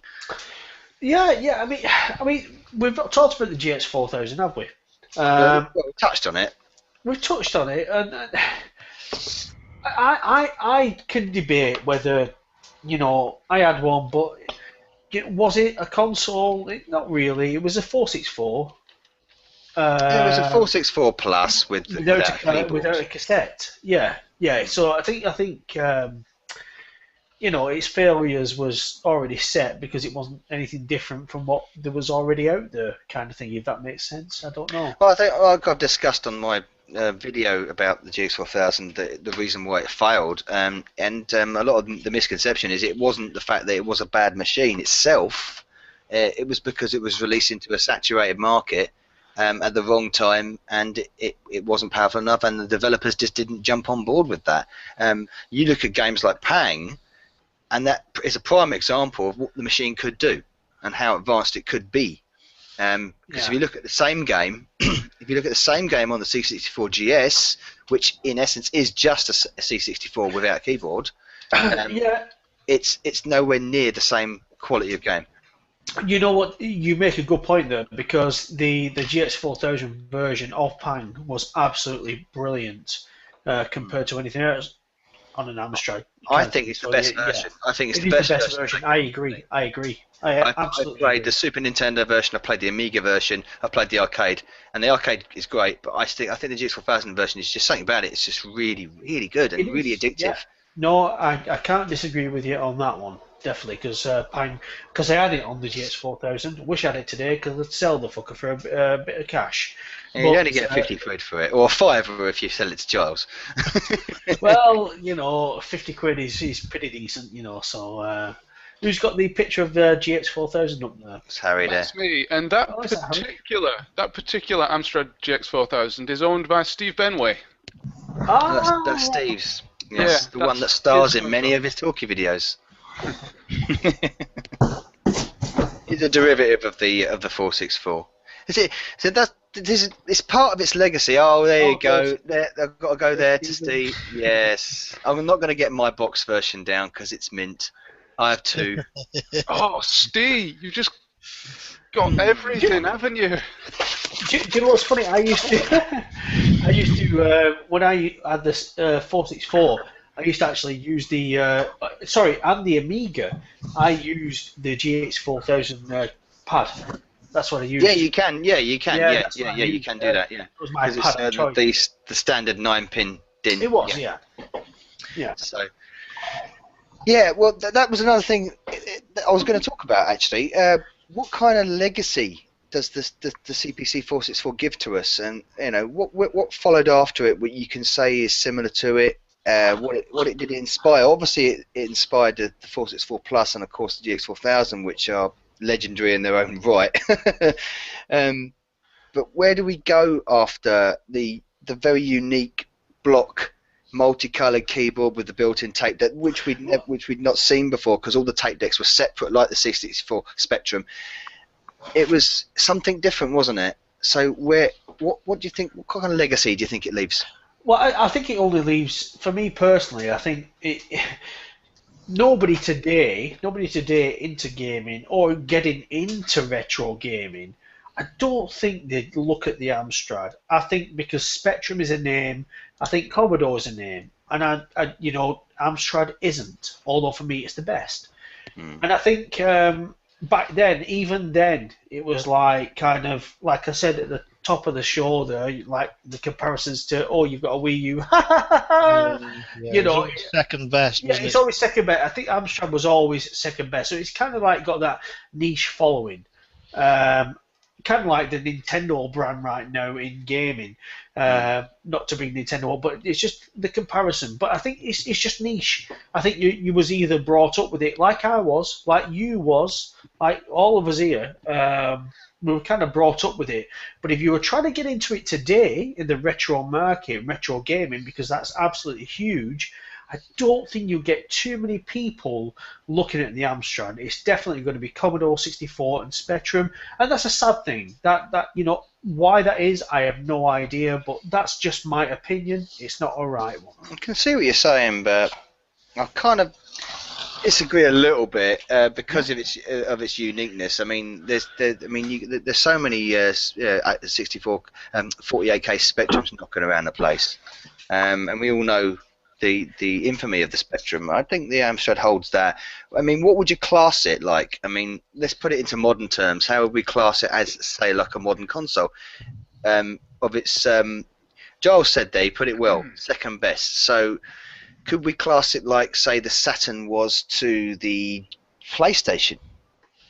I don't think so. I think second best. If you're looking for terms of other consoles and like a comparison. A comparison. Well, the Wii. The Wii was everybody's second console. Towards the Xbox 360 and the PS3 and the Wii U right now. I mean, this isn't about that, but as we're saying, comparisons. I wonder what your cat was doing there. He just jumped out of his skin at the back. He's the clumsiest cat. He actually need 9 lives. He just cuts his paws. Yeah, no, it's the Amstrad. Like I said, the Amstrad is just one of those things. It's unfortunately, I feel privileged to have grown up on one, playing one, because I've experienced the greatness that it's got, that it can give. But maybe I can't see that in the GX4000 because I had a couple of games. I remember them. I had Navy SEALs was the other one. Fantastic. Fantastic. Yeah, I remember the other one. I think the GX4000 is a completely different kettle of fish. It's a complete unique one-off flop. It's a one-off flop, but it's not any different to what was already available on. No, we've already covered that. But like I'm saying, going back to the 464, the 464's got much more impetus about it and more memorable strength about it because of the way it looked for starters. The fact that it gave you this compact package of things and at a low price point considering what you got as well. And we all, I think even Spectrum fans would agree that the graphics on it were far superior when it comes to color, especially.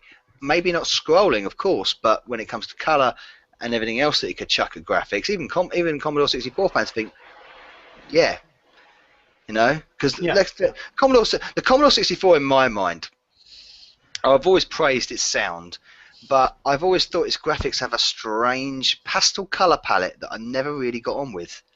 It really did, and we go back to comparisons to systems. Is the CPC the ST to the Amiga like Commodore, like the 64 was? Yeah, I'd say it was. Yeah. Yeah. Because then I'd be happy with that, because the ST has got a very strong following. I think the Amstrad's got a strong it has got a strong following. It was just played second fiddle to it wasn't, as you say, the graphics on some of the games on the 64 were a bit pants, and the Amstrad could do a better looking game. I think it's down basically to the programs. Yeah. I mean, look at Chase HQ on the Commodore 64. It was garbage. Yeah. Yeah. Terrible. Yeah. It's one of the best, probably one of the best, if not the best game on the CPC. One of them. Oh, well, you're going to talk about that soon. Well, right? not yet, because I'm still talking about this. Charles got me thinking there. But he set me off on a tangent. Cheers, Cole. Because I completely lost my train of thought there. I was going to say, do you think the Amstrad was always playing catch up with the Spectrum because it was released 2 years after? Was it always playing catch up? And do you think that if it was released, say, at the same time as the Spectrum and the C64, which were both released in '82, it could have had possibly a more equal share and maybe even been more popular than one of the two machines? Because it would have been around longer, the developers would have had more experience with it. I don't know if they targeted it right. The Amstrad, well, certainly the one I had was. I think they did target it as a learning, like a businessy sort of PC. Yeah, both. They wanted it wasn't like I had a VIC-20 before all this. I had a VIC-20. I come from like the bloody grandstands and all that sort of shit. Yeah, I did. Yeah. The little VIC-20 and stuff. It was just like a little. It was like a little games machine, wasn't it? There were games machines. I don't think the Amstrad was. It was a bit more business-like, I think. I think they marketed deliberately like that, didn't they? Yeah, it was a deliberate marketing decision, as you just say. But I say that might not have given it the advantage it needed. You should really market it to kids, isn't it? If you want it a game, for gaming, market it to the people who play them. But just on a different aspect on that, I understand that. But when I got mine bought for me, I mean, I wasn't in the market to buy one myself, but I got one bought for me, so it was like always a games machine, never a business one. Yeah. Business to me at 8 years old, I don't even know. But when they were sold it in PC World or wherever it was there, they would have said, "This is an educational machine." Yeah. Not like this games machine. You can learn stuff on this machine. So that's why you got that machine. Yeah, probably. Yeah. But other people, intelligent people, not like us sitting at home scratching ourselves and covering ourselves in Bentivate. So they were looking at the magazines, going, "Oh, I'll have one of them games machines." Yeah, it clearly didn't work, did it? The educational side of it, with, I fill fucking shells for a living and drink beer. So yeah, it didn't fucking work. Amstrad, you failed. I've got a question though. How many did it sell in comparison to the BBC Micro, which was, to most intents and purposes, a learning computer? Yeah, that was sold to schools though, mate. Yeah, I played on a BBC Micro every dinner time or lunchtime, considering where you're going from, and I don't want to get into that. But I used to play on Mr. Do. Mr. Do. Do you remember Mr. Do? God, no. Pop. Yeah. No, Mr. Do. He was like Dig Dug, but kind of like with a jester clown thing, just throwing a fucking ball. Yeah. I remember playing Elite on it. I remember playing Elite on it. Yeah, Elite was probably the best version on the BBC Micro, yeah. Elite was on the BBC Micro. Yeah. No You should watch Steve Benway. He goes on about that. It's one of his favourite ever games, Elite on the BBC Micro. Yeah. I didn't know that. It was on the 64 that you liked it. Yes, Elite on the Micro was actually first released on the Micro. It was way ahead of its time. There's a whole documentary about it on YouTube if you look it up. I did not know that, but I would like to say, Stu, this Popeye game 3 that you're loading could be the longest loading fucking game in history. On Taking a long time, hasn't it? In the meantime, I've got another bit of music for you, and this is a game that I think Carl has already mentioned again, but I thought this has always had a bit of good, decent music as well. I'm not going to show you the screen.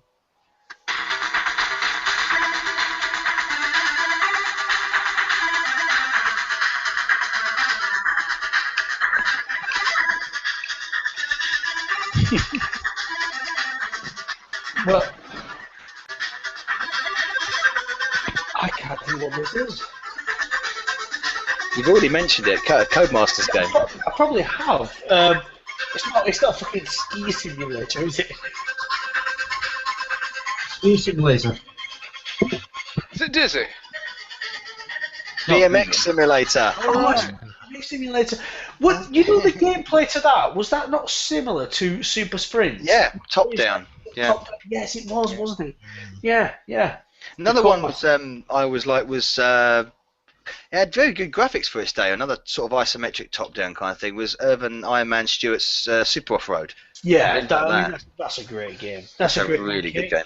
It's a great game. Yeah, yeah. Really. Oh, Popeye's loading. Oh, reposition tape to start of data. Oh, I'm gonna load the next opponent. Got to rewind it and start again. So you think it has its place then, Carl, but it doesn't really leave a legacy. You say? No, I think it's one of those kind of. If I'm honest, and I'm privileged, to be a part of. I think it's a fanboy. I think it's a fanboy thing. I think it's a niche thing.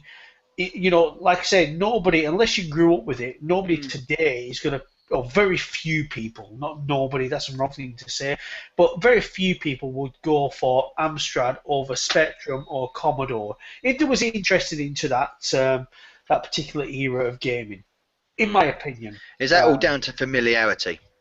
Absolutely, yeah. What do you think? I think the people wanted the Amstrad. The people who are going to want them, or think. A lot of people had Spectrums. All the Spectrum fellas looked up at the Amstrad fellas, and all the Amstrad fellas looked up at the Commodore 64 fellas. Yeah. And that's the. I think they're good. I think you're right. I think they're good. I mean, and also more open-minded people now as we're getting older, because we always used to be fanboys back in the day. Yeah. When we're open-minded now, they want to experience things that they've missed. And I used to slate the Spectrum, because I was an Amstrad fanboy. Still am. But I will gladly experience the Spectrum now because I understand. A lot of that now. Like there's like this GX4000 I didn't have one, but. Well, I've got a funny feeling the reason why you and Dave in Flint have got an now GX4000 is something to do with me. It is, because I didn't even know about them, Chris. I didn't even know about them. So I'm glad I'm spreading the love. I've had an idea about this, the GX4000 and the CPC. Would you say that possibly it could be a comparison between the PC and the Steam machine?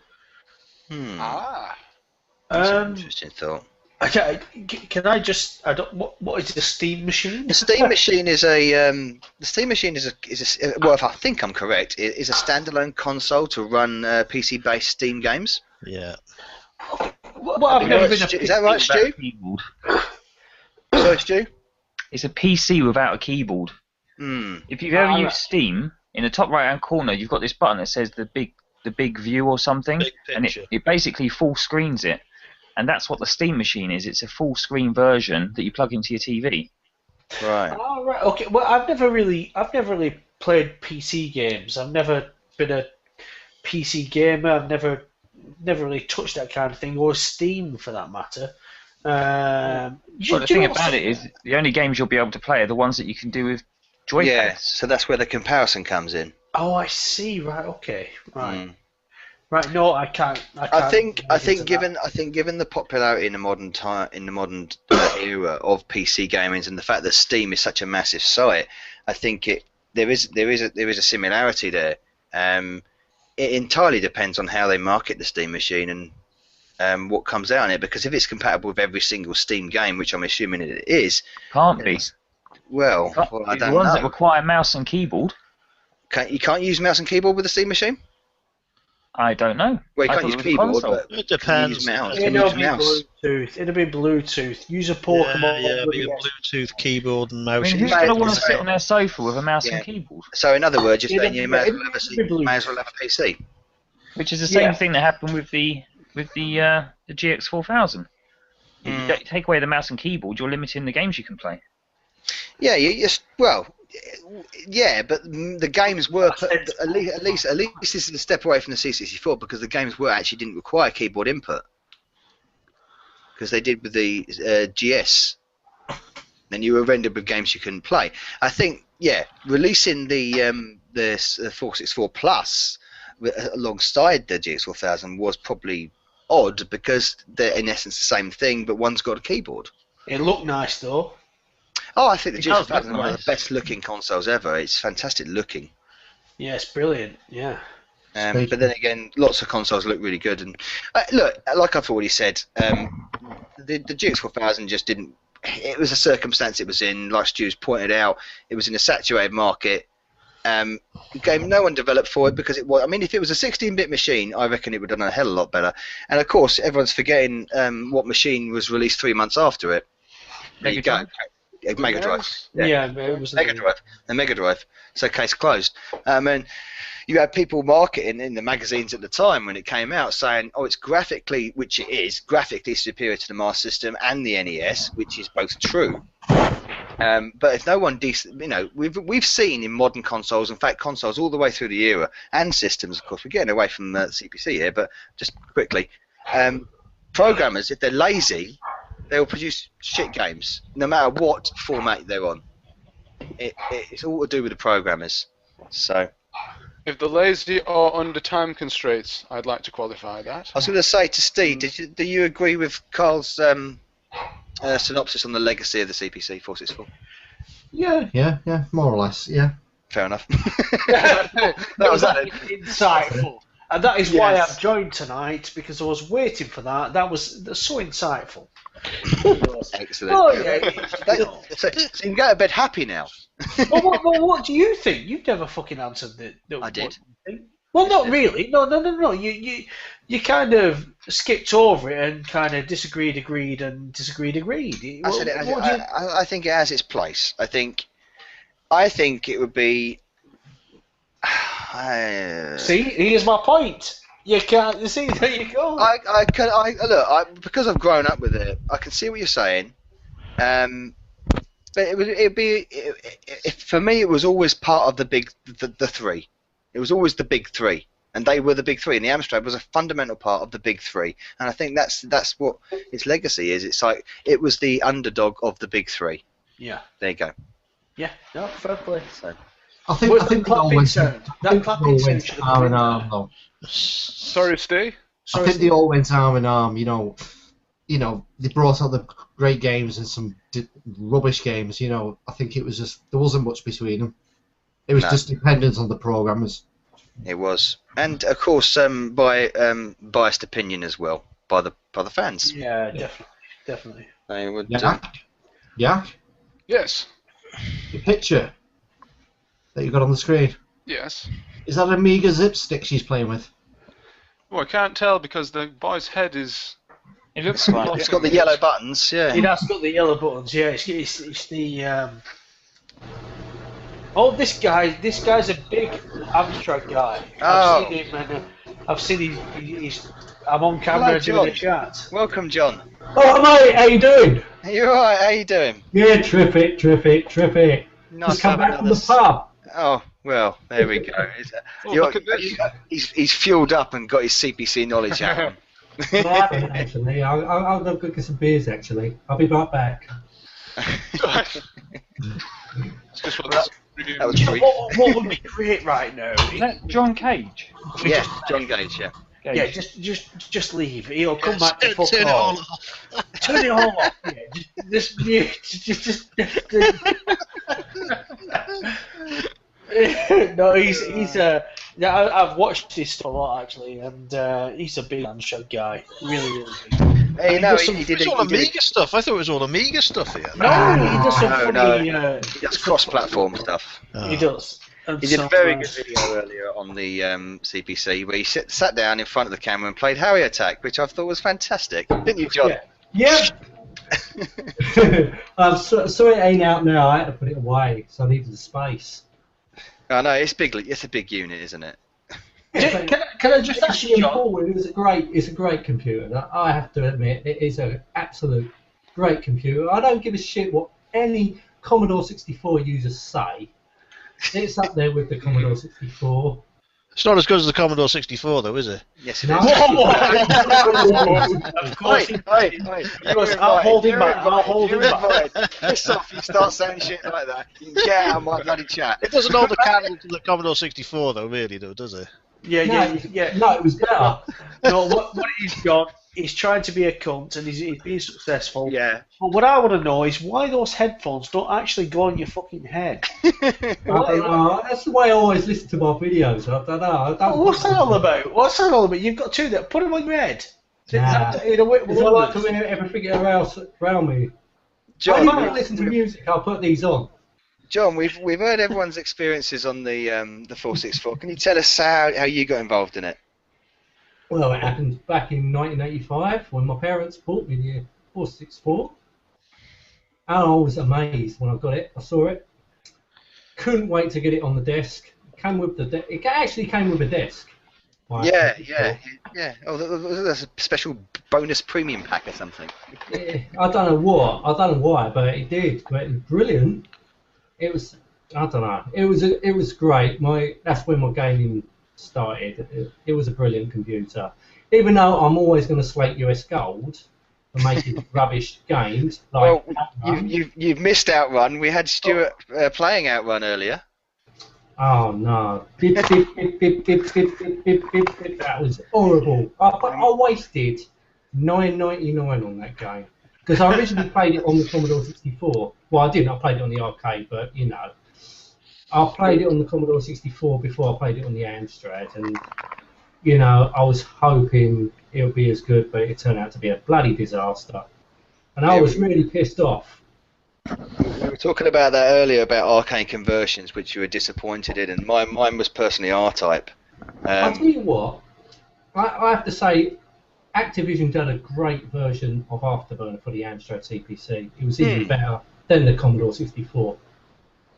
Yeah, it was a good version. Yeah, it was. I liked it. Yeah, okay. What was your favourite music? Can you pick a game as a best music? We've had a few so far. I think Dizzy. Carl loves the Dizzy stuff. Dizzy was good. Dizzy music is fantastic. The best for me. You know, Agent, yeah. Have you seen my? I don't know if you've seen my Amstrad CPC4 30th anniversary thing. Yeah, I watched it before it came on. Yeah. I actually used the Agent X2. I thought that was a great piece of music for the Amstrad. It was. CPC. It is. Yeah, we've just been talking about Agent X2, and we had it played, so we're all in agreement that it's fantastic. And Giles has now got it on his ringtone. Yeah. Actually, I've got a few on my phone, but more of the Ghouls and Ghosts. I just played that. I like that one. I'm surprised Matty ain't here. Where's Matt? Yeah, but you know, he's a big Amstrad guy as well. He's a big fan of yours as well. You know, he would have been ideal, you know, in here as well because he's done a lot of gameplays for the Amstrad as well. He loves his Bridget. I like Bridget. You know, I'm one of the very, very few that enjoy that game. So I hate that bastard game. Yeah, everyone hates it, but I do like shit games, modern, old, whatever they are.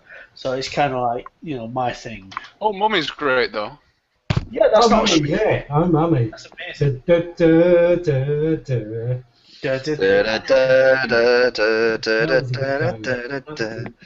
you know what's funny about that game? I mean, that game must have been huge and had a huge following because they made the, you know, the Mega Drive version that they released recently, the kind of update, which is absolutely fantastic, which probably will cost you about £40-50 off eBay. It's really, really good on the Mega Drive. It's got a lot of different things in it, but yeah, all will be been recreated, so to speak. Yeah, really, really good game. One game we have not mentioned, of course, is the homebrew classic Man in Miner. Yes. Wow. Do you know what's funny about that game? It's like music. You're either bloody Depeche Mode or fucking whoever it is, Duran Duran. I don't fucking know who it is. But you know, it's one of those things where you Oasis or Blur, all this bit. And you're either Manic Miner or Jet Set Willy.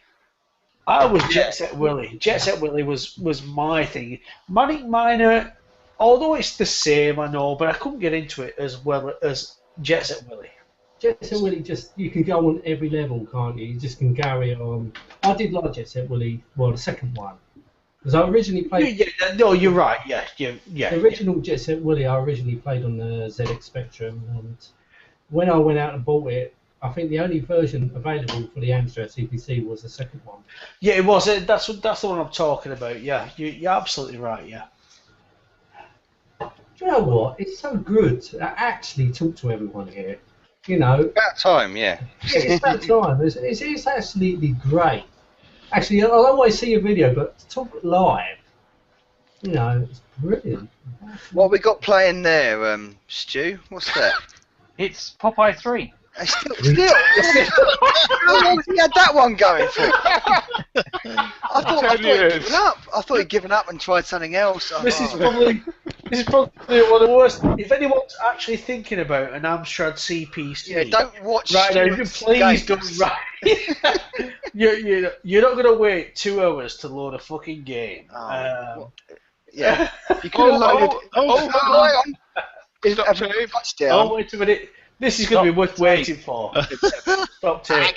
He's going to go. I think when this comes on, he deserves a little bit of time to show the gameplay of this. There's absolutely no doubt. Well, I've just looked at the cover, and there's a Xenomorph from Alien, and the robot from Lost in Space.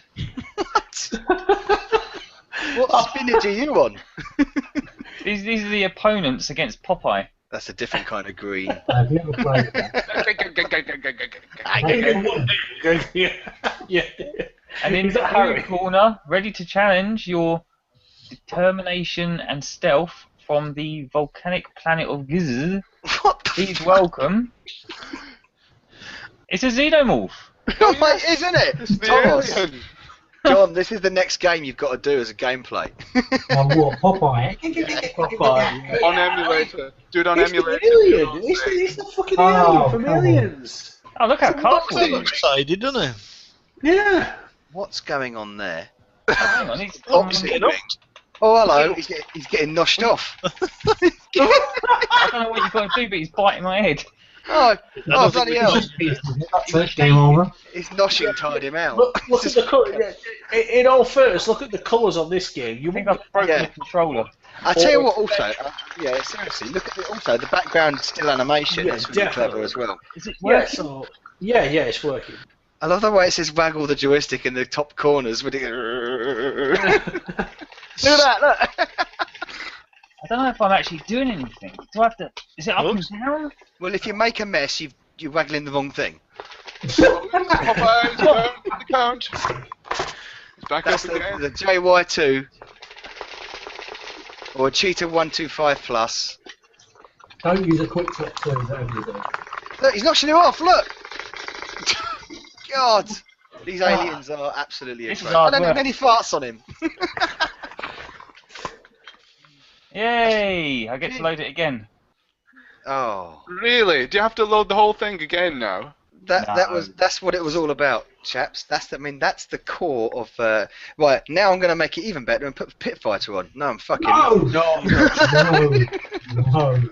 That's worse than Bridget. No. Let's talk about decent games. Okay. Have you heard him? Carl's waiting for this, so let's cut to the chase. I am. And we'll start with Carl, because I want to give everyone there half an hour probably. Carl, your favourite CPC464 game? I'll give up on this one. My favourite. I'm not going to talk about it too much either, because if you've played it, it's kind of like it's a strange. Well, no, it's not a strange game, but it's like my favourite Amstrad. I'll spit it out. It's Rick Dangerous 2. Right. That's my favourite Amstrad CPC game, Rick Dangerous 2. If you ever played it, it's kind of like a platformer, up and down ladders, blah blah blah. It's hard to explain, really. It's kind of got to be experienced. But it's absolutely fantastic. That is my favourite game on Amstrad CPC. Like Indiana Jones. Rick Dangerous was like kind of the Indiana Jones kind of character, wasn't he? Yeah, it's a very good looking game, I must admit. Yeah, it is beautiful to look at. It's I loved it, absolutely loved it. But it's one of those games that until you experience it, to talk about it seems kind of like linear and boring. But it's one of those to be experienced, I think. Oh, maybe Stu has it. It'll take 10 years to load. No, I don't have that one. Rick Dangerous 2, okay. Yeah, I was going for exanagrams. We're going to have an exanagrams face-off. This will be interesting. How is that game pronounced? Is it exanagrams? Is it xanagrams? No, it's pronounced bollocks. It's like Xenoblade, isn't it? So, who's next on your favourites? I'd love to know. Any more notable games first for you? Like you said, mentioned Dizzy. Are they all along them lines? Turrican. Turrican was a really good. Turrican. Yeah, Prince of Persia was a good. I was going to say Prince of Persia, but we'll get onto that in a minute. Yeah, it was a good conversion on Amstrad. Iron Lord. Yeah. Iron Lord was a good game. What about Boulder Dash? Boulder Dash. You know, Boulder Dash. I don't quite like the game. The concept of the game. Yes, I'm not too much of a fan of Boulder Dash as it is. So I don't know. I don't know. Do you know what I used to like? Cauldron? Was it Cauldron or Super Cauldron? Fantastic game. Cauldron, Super Cauldron. Yeah, you know, with a witch. It was a witch, and then I used to love that. But yeah, notable games. But my favourite, Rick Dangerous 2. Excellent. Giles, what do you think? I don't know. I've always sort of like gone for adventure-y sort of games. Like the text adventures. No, like the open world adventures like Get Dexter and stuff like that. But you can have a mince about and Head Over Heels, that one? Yeah, what was it? Night Law and all that. Was it Night Law? I can't remember. Yeah, I think it was. Yeah, that's right. I like them. What else? Feud. I like all the ones. Was never a big shoot 'em up thing or I don't know. There's a few. My main one I reckon I played a lot of was Get Dexter, but I think I played a lot of that because it was on disc. Yeah. I could just whack it in and then it was on. But it was a cracking game. I enjoyed it. It was nice and colourful, and you could busy about the place. Definitely was. I remember I had a strong advertisement campaign. I remember it being in the magazines a lot. Get Dexter. Well, it came with the computer. I think I don't remember. It wasn't one I picked, or I never really got magazines and all that sort of stuff to buy my games. It was just whatever I came across. It was whatever was in the petrol station that's still up the road, and it was whatever my dad. I bet they don't sell tape games anymore. No, and that's when I got rid of the Amstrad. I think when they stopped actually. I think the Amstrad used to like have 4 shelves of games, and you go in there and pick them. Then it went down to 3, then to 1, and then like 5. Then it had to go. Yeah, my local news agent had exactly the same. All the budget games. All stacked up there. When I got my Ninja Scooter Simulator. I love that game. It's the most ridiculous fucking title ever. And the ninja looks like he doesn't look like a ninja. But it's just, it's a funny game. And great music. Lovely. Steve, your favourite CPC game? I think I've picked 3 because they're all arcade conversions. Yeah, go for it, yeah. The first one is Chase HQ, obviously. Fantastic. I think it made you proud that you're an Amstrad owner. Yeah. It was just amazing. All around. So faithful to the arcade was amazing. The second one, it was one of my first ones. It was Yeah Kung Fu. Oh yeah. Oh yes, indeed, yeah. Yeah. Yeah. And John, you did a good piece on that Ya Kung Fu, didn't you? Yeah, I have to say, I played the original was the Commodore 64 version. Yeah. Never played it on the Amstrad, but I just felt the Commodore 64 version just ran a lot quicker, moved nicer. I think it was a different style. But but going back to Steve, yeah, it was. And I think the last one was probably the greatest arcade conversion for the Amstrad. Go on, then. Oh. Double Dragon 2. Wow. Really? That's an interesting choice. It's interesting indeed. I remember being disappointed with Double Dragon. It was brilliant. I'm trying to dig my memories up at Double Dragon 2 because I think Double Dragon 2 was one of the few games that I bought at brand new with my pocket money from Adam's World, because we always used to get games from Adam's World in Harrow, and I remember getting Double Dragon 2 because I thought the first version was so shit. Yeah, it was terrible. But it wasn't. But then I realised that afterwards, years after playing Double Dragon 2, which I really enjoyed, that they'd done 2 versions of Double Dragon 1. I didn't know that at the time, and I remember playing. Oh, that's what I was saying earlier. That compilation. I said the Biz. That was the 4th game. It was Double Dragon, but it was the really slow, jerky, version. Virgin, yeah. Yeah. It was just quickly on that one. Double Dragon as a series I love now, far above the one that I'm going to mention right now. But back then, I preferred Renegade and Target Renegade. Renegade, Target Renegade, great. Yeah, because they were like Double Dragon kind of, not clones I would say, but they were similar. But I preferred the Renegade and Target Renegade games. I loved Renegade and Target Renegade, but I think because, in the arcade, as a kid going on I loved Double Dragon, and it was literally the sequel. Yeah. And then it came out to the Amstrad, and it was so close to the arcade. Little bit slower, but it was like the big sprites and everything. Yeah. Yeah, it was good. Yeah, definitely. Yeah. Steve, what year did that come out? There we go. 89. Really? Yeah. Get some snapshots of it.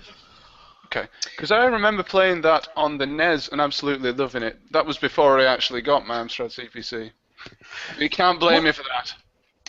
I'm just going to go for a quick piss, right? Would everyone mind just not, because I love these favourite games, just have a wank between yourselves? And, fair enough. You gotta go. I tell you what, Harry, we want to pause for the moment and first of all, introduce our new guest, and secondly, do some comments.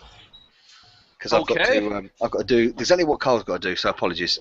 Okay, he's gone for a whiz, which is staple for this live stream. And now we have, entering the call, Amstrad CPC fan, Mr. Dylan Barry. Hello. Hello. From Guantanamo Bay. Hi, Dylan. You're quite low there. You may know him better as Jesus is the Tree of Life off of the YouTubes. Welcome, sir. Is that better? Yes, that's better. Yeah. Okay. Stuart. Right. I'm Yeah? Have you got Double Dragon 2? No. Nah. I've got mostly football games. Right then, which level? 1, 2, or 3? 3. 3. Really? We're clever enough. Come on. Okay, how many words? What game's this? 5. This is 5? Okay. cross anagrams for the Amstrad CPC. Ah, right. I don't think I've seen this. And Stu's playing Press this. enter for help. I've never played this before. This is one of the Amstrad 12-pack, and most people got this with the console. Ah. So, It's what do we do? I must have had this thing. It's like a crossword. You've got to guess which letters go in which place. What was Is this the like letters an on the right-hand side? Yes. Is there any clues? No, you just got to guess. Hey. Go on then. Hold on. Let's play this game together right now. Go on and shout it out. I hope Chris has the camera on you right now. Okay, try F. F. Does nothing. Goes red. N. What we're trying to play now. Cross anagrams of whatever the heck it's called. You see? Oh right, yeah, of course it is. Yeah, I can see now. A. Okay. No, not A. Who's playing this? Me or you? Okay, E. D. Which one? D? D. No. Oh crap. You've got to try Oh. the ones How about that are S? most populous on the right. No, it's not E. S. E. Oh. E? Yeah. Oh. No. R? No. I. I. No, it's not I. T. L. T? Can I have a P, No. please, Bob? Fucking hell. H. No. Who's Oh my god. L. That's the new Santa Claus. He's got a Nope. stack on his head Seriously. and a beard, P. a black Oh. beard. what's his Hey! name? Bloody hell. Oh, Dylan got that, but you didn't listen to him. None of us should pick the lottery numbers. Yeah, so can I have a P, please, Bob? Now try the vowels. Can I have a P? I think P's gone, has it not? We've done P. There's only one P. Just a 1p. I've just had a P. X. N. Z. What? O. E. Q. N? Not N, is it? Break off for that for a minute. No. This is the Dylan, most we were- fucking painful game ever.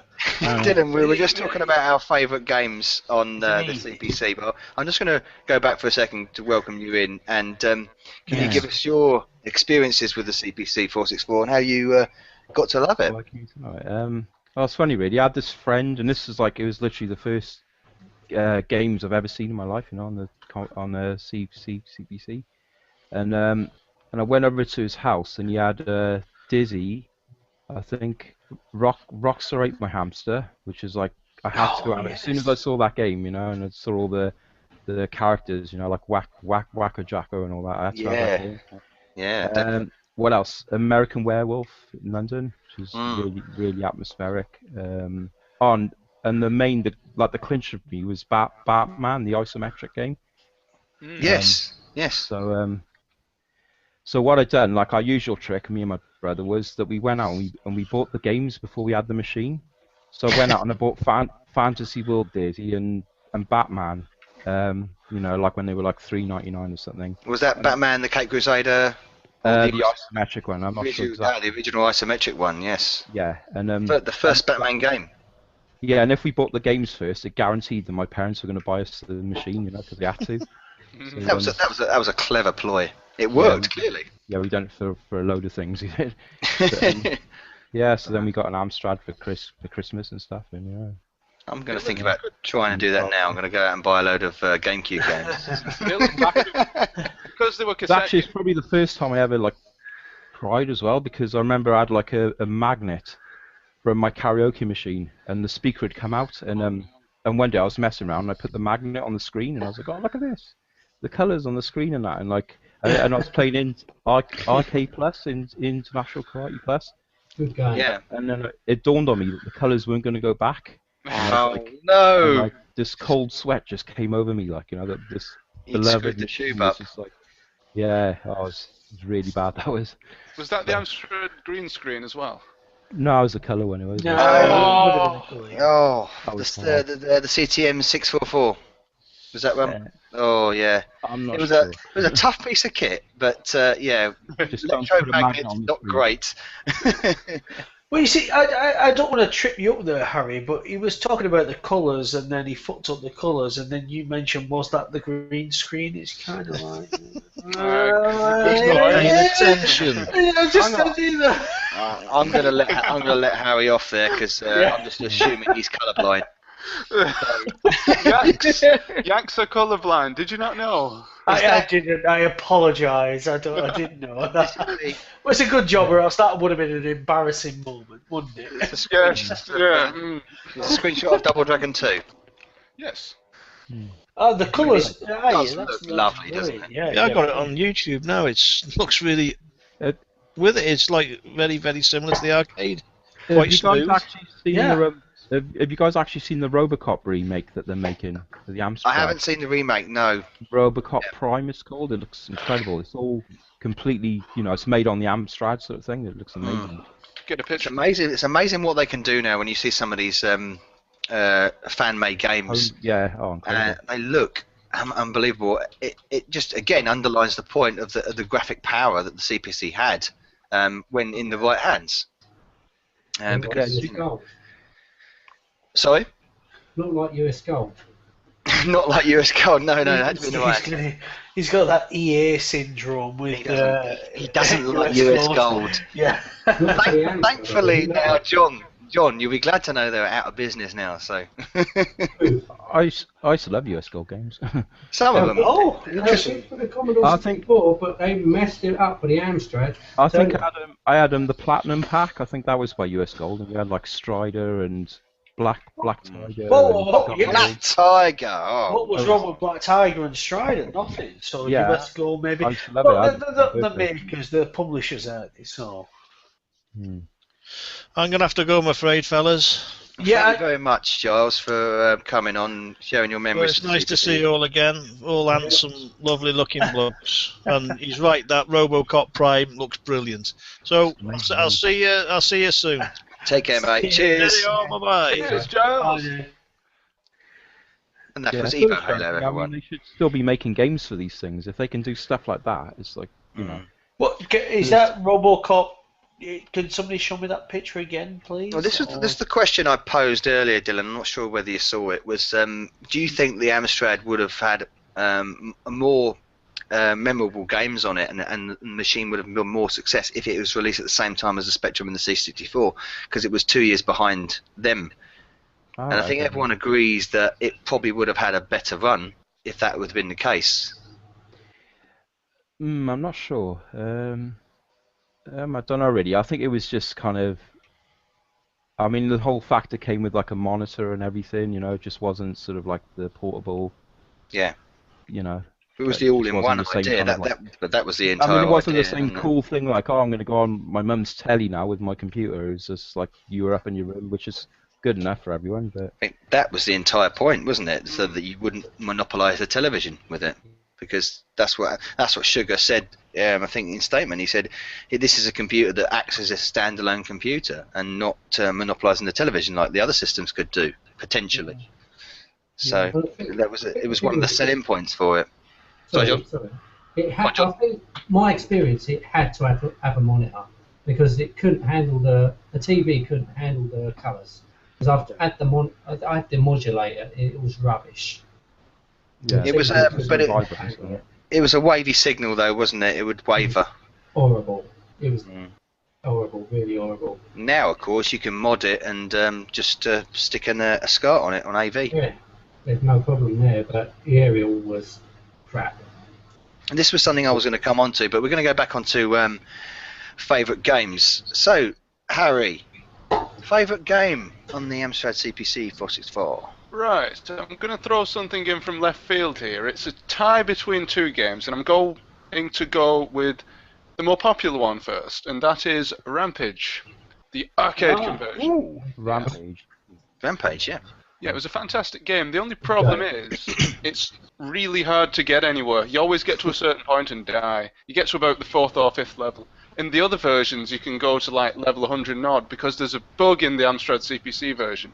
You're supposed to be able to eat food and regain health, but for some reason that doesn't happen, so you always just get to a certain point and die. Yeah, the food that appears in the windows. Yes. Right, yeah. And you could eat the humans as well on the floor, couldn't you? But unfortunately, don't give you health, so you're doomed. You might as well just not collect them, because all they do is give you points, and you're just wasting time being shot by the army. Yeah, you could go about level 3 and about die because you couldn't get energy. Yeah, I remember it. There is another way. Yeah, there is another way to get through it. You can play with other people. If you played it with 3 people, one person dies, then it doesn't reset back to the start. It goes to the next level. So that's the way that you advance in the game. But if you're playing one player, like poor old Billy Todd here, unfortunately, that's it. But the other game I'm going to throw in there, we've mentioned it once tonight already. And I selected this as one of my Desert Island games when I appeared on JL76's show way back last year, I think. And that is, it's off the Amstrad 12 pack, and it's Fruit Machine. Oh, yes. Gotta love Fruit Machine. Yeah, evidence for that is in the fact that just this afternoon I did a whole hour-and-a-half long stream just of Fruit Machine, trying to beat my own record. In fact, trying to beat your record on that game. And I couldn't do it. I didn't. What was your score again? Was it 1,300 or something like that? 1,100. That particular record was, I think. How did you do that? Because I only managed to get, in 7 or 8 attempts, about 820. Just entire luck. What you got to remember, there was one. Well, I say it's entire luck, but there's one thing about that game that always made me. And I discovered this at a very early time when playing it. That if you get a certain configuration of the reels that come up and the hold comes up, if you hold everything, then always, and I mean always, the 3 7s will come up every time. Really? Every time. Huh. I've never. He's been cheating. He's been cheating. He's been glitching. You go. I think he's got a problem with gambling. Well, interestingly, you can hack into the game. I was reading this afternoon. There's something very simple that you can do to the game where you just get access to all the code and you can look where everything is on all the reels. And this is actually printed in the cardboard insert. But you can actually get into the game and look at all these configurations. You press like escape something twice or break it or something? I didn't try that, but there's apparently something even... It's a bit more complicated than that. But you can do it and just get access to all the game's code. I'd like to see that, actually. Is it a basic game? Yes. Yeah, well, yes. It's rendered in basic mode, though, and some of the Amsoft games were you could break them straight away. Very few you could. But yeah, and get into the code with a list command. I'm gonna actually try it right now. Let's see. The thing I miss is, do you know these old games? You'd have like a black background and like just a few colours and stuff, but it was so atmospheric, you know. Like, I mean, that Fruit Machine, I was really immersed in that for some weird reason. It was very bright, I think, and the jackpot sequence was just insane. Send you into an athletic fit. Yeah, that was... Yeah. No games had warning, strobe lights and flashing lights may cause seizures, and that game should have it on when it do that. When the monitor blows up effectively in front of you. That was Brilliant. John, So, what do you think about your favourite game? Sorry, Cole. no, I was just going to say, I've got to leave soon because I've got work in the morning. I've got to go. I work every Sundays, so I was kind of hoping I could hear your Novabug, favourite games before I leave. Yeah. And then I know it's because I've got to go. So yeah, okay. I think like you, Steve, Harry, I've got a selection of games. I do adore Chase HQ. I think it's an amazing game. It's because it's just so unbelievably faithful to the arcade. But I think my ultimate favourite game that epitomises the system for me, I've already mentioned it. I've already played the music for it. Like Harry, I picked it as a Desert Island game. Is Dizzy, the first one. I just adore it. I adore that game.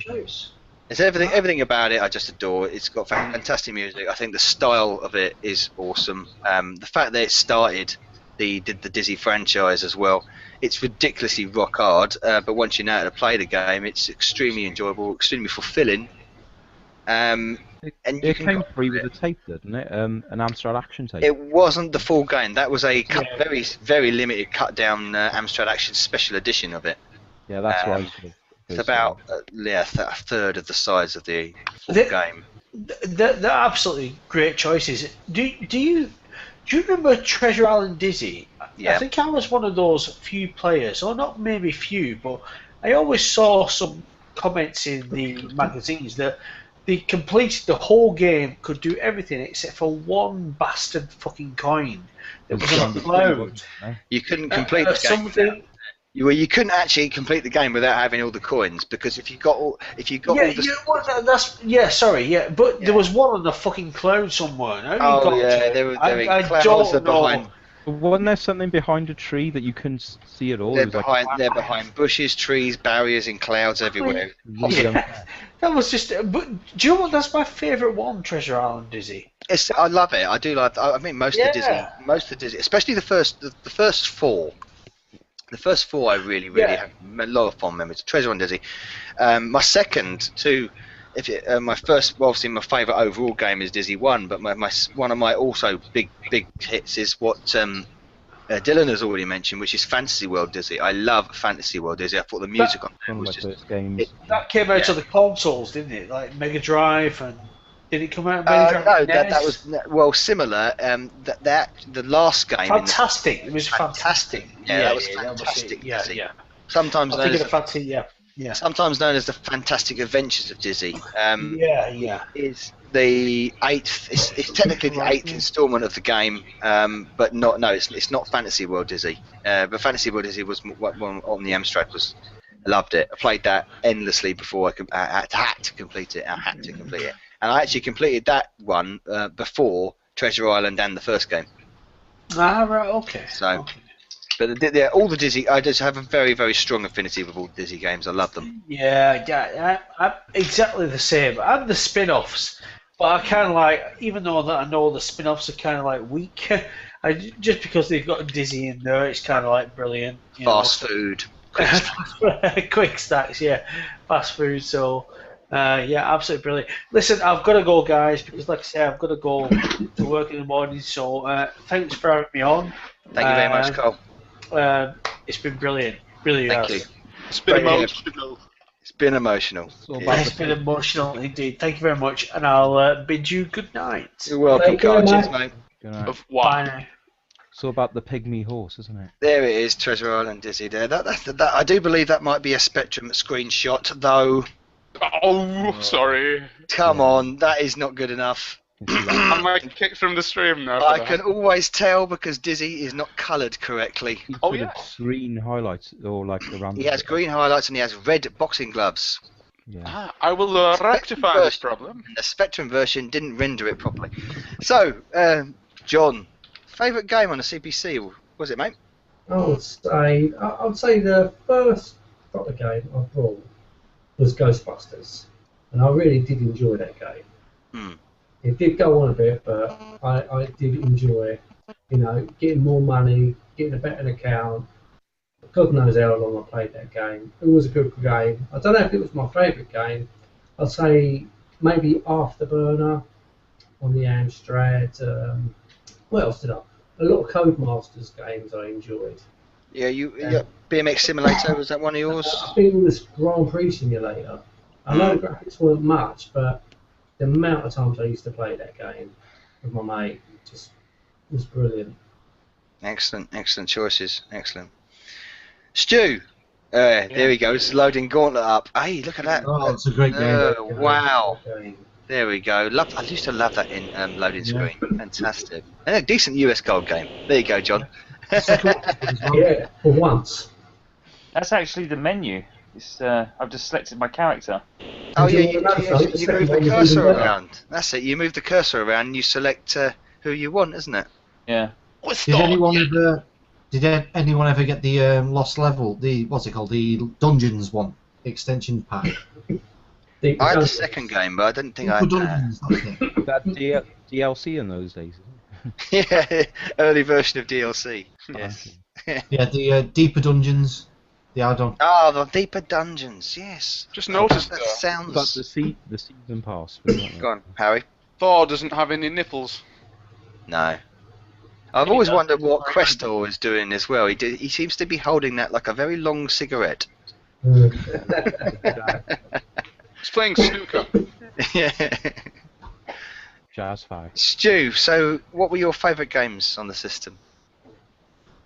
Well, I grew up with the Spectrum, so I played the CPC at my cousin's house, and the only game I actually remember was Green Beret on a green screen, which is why I thought it was.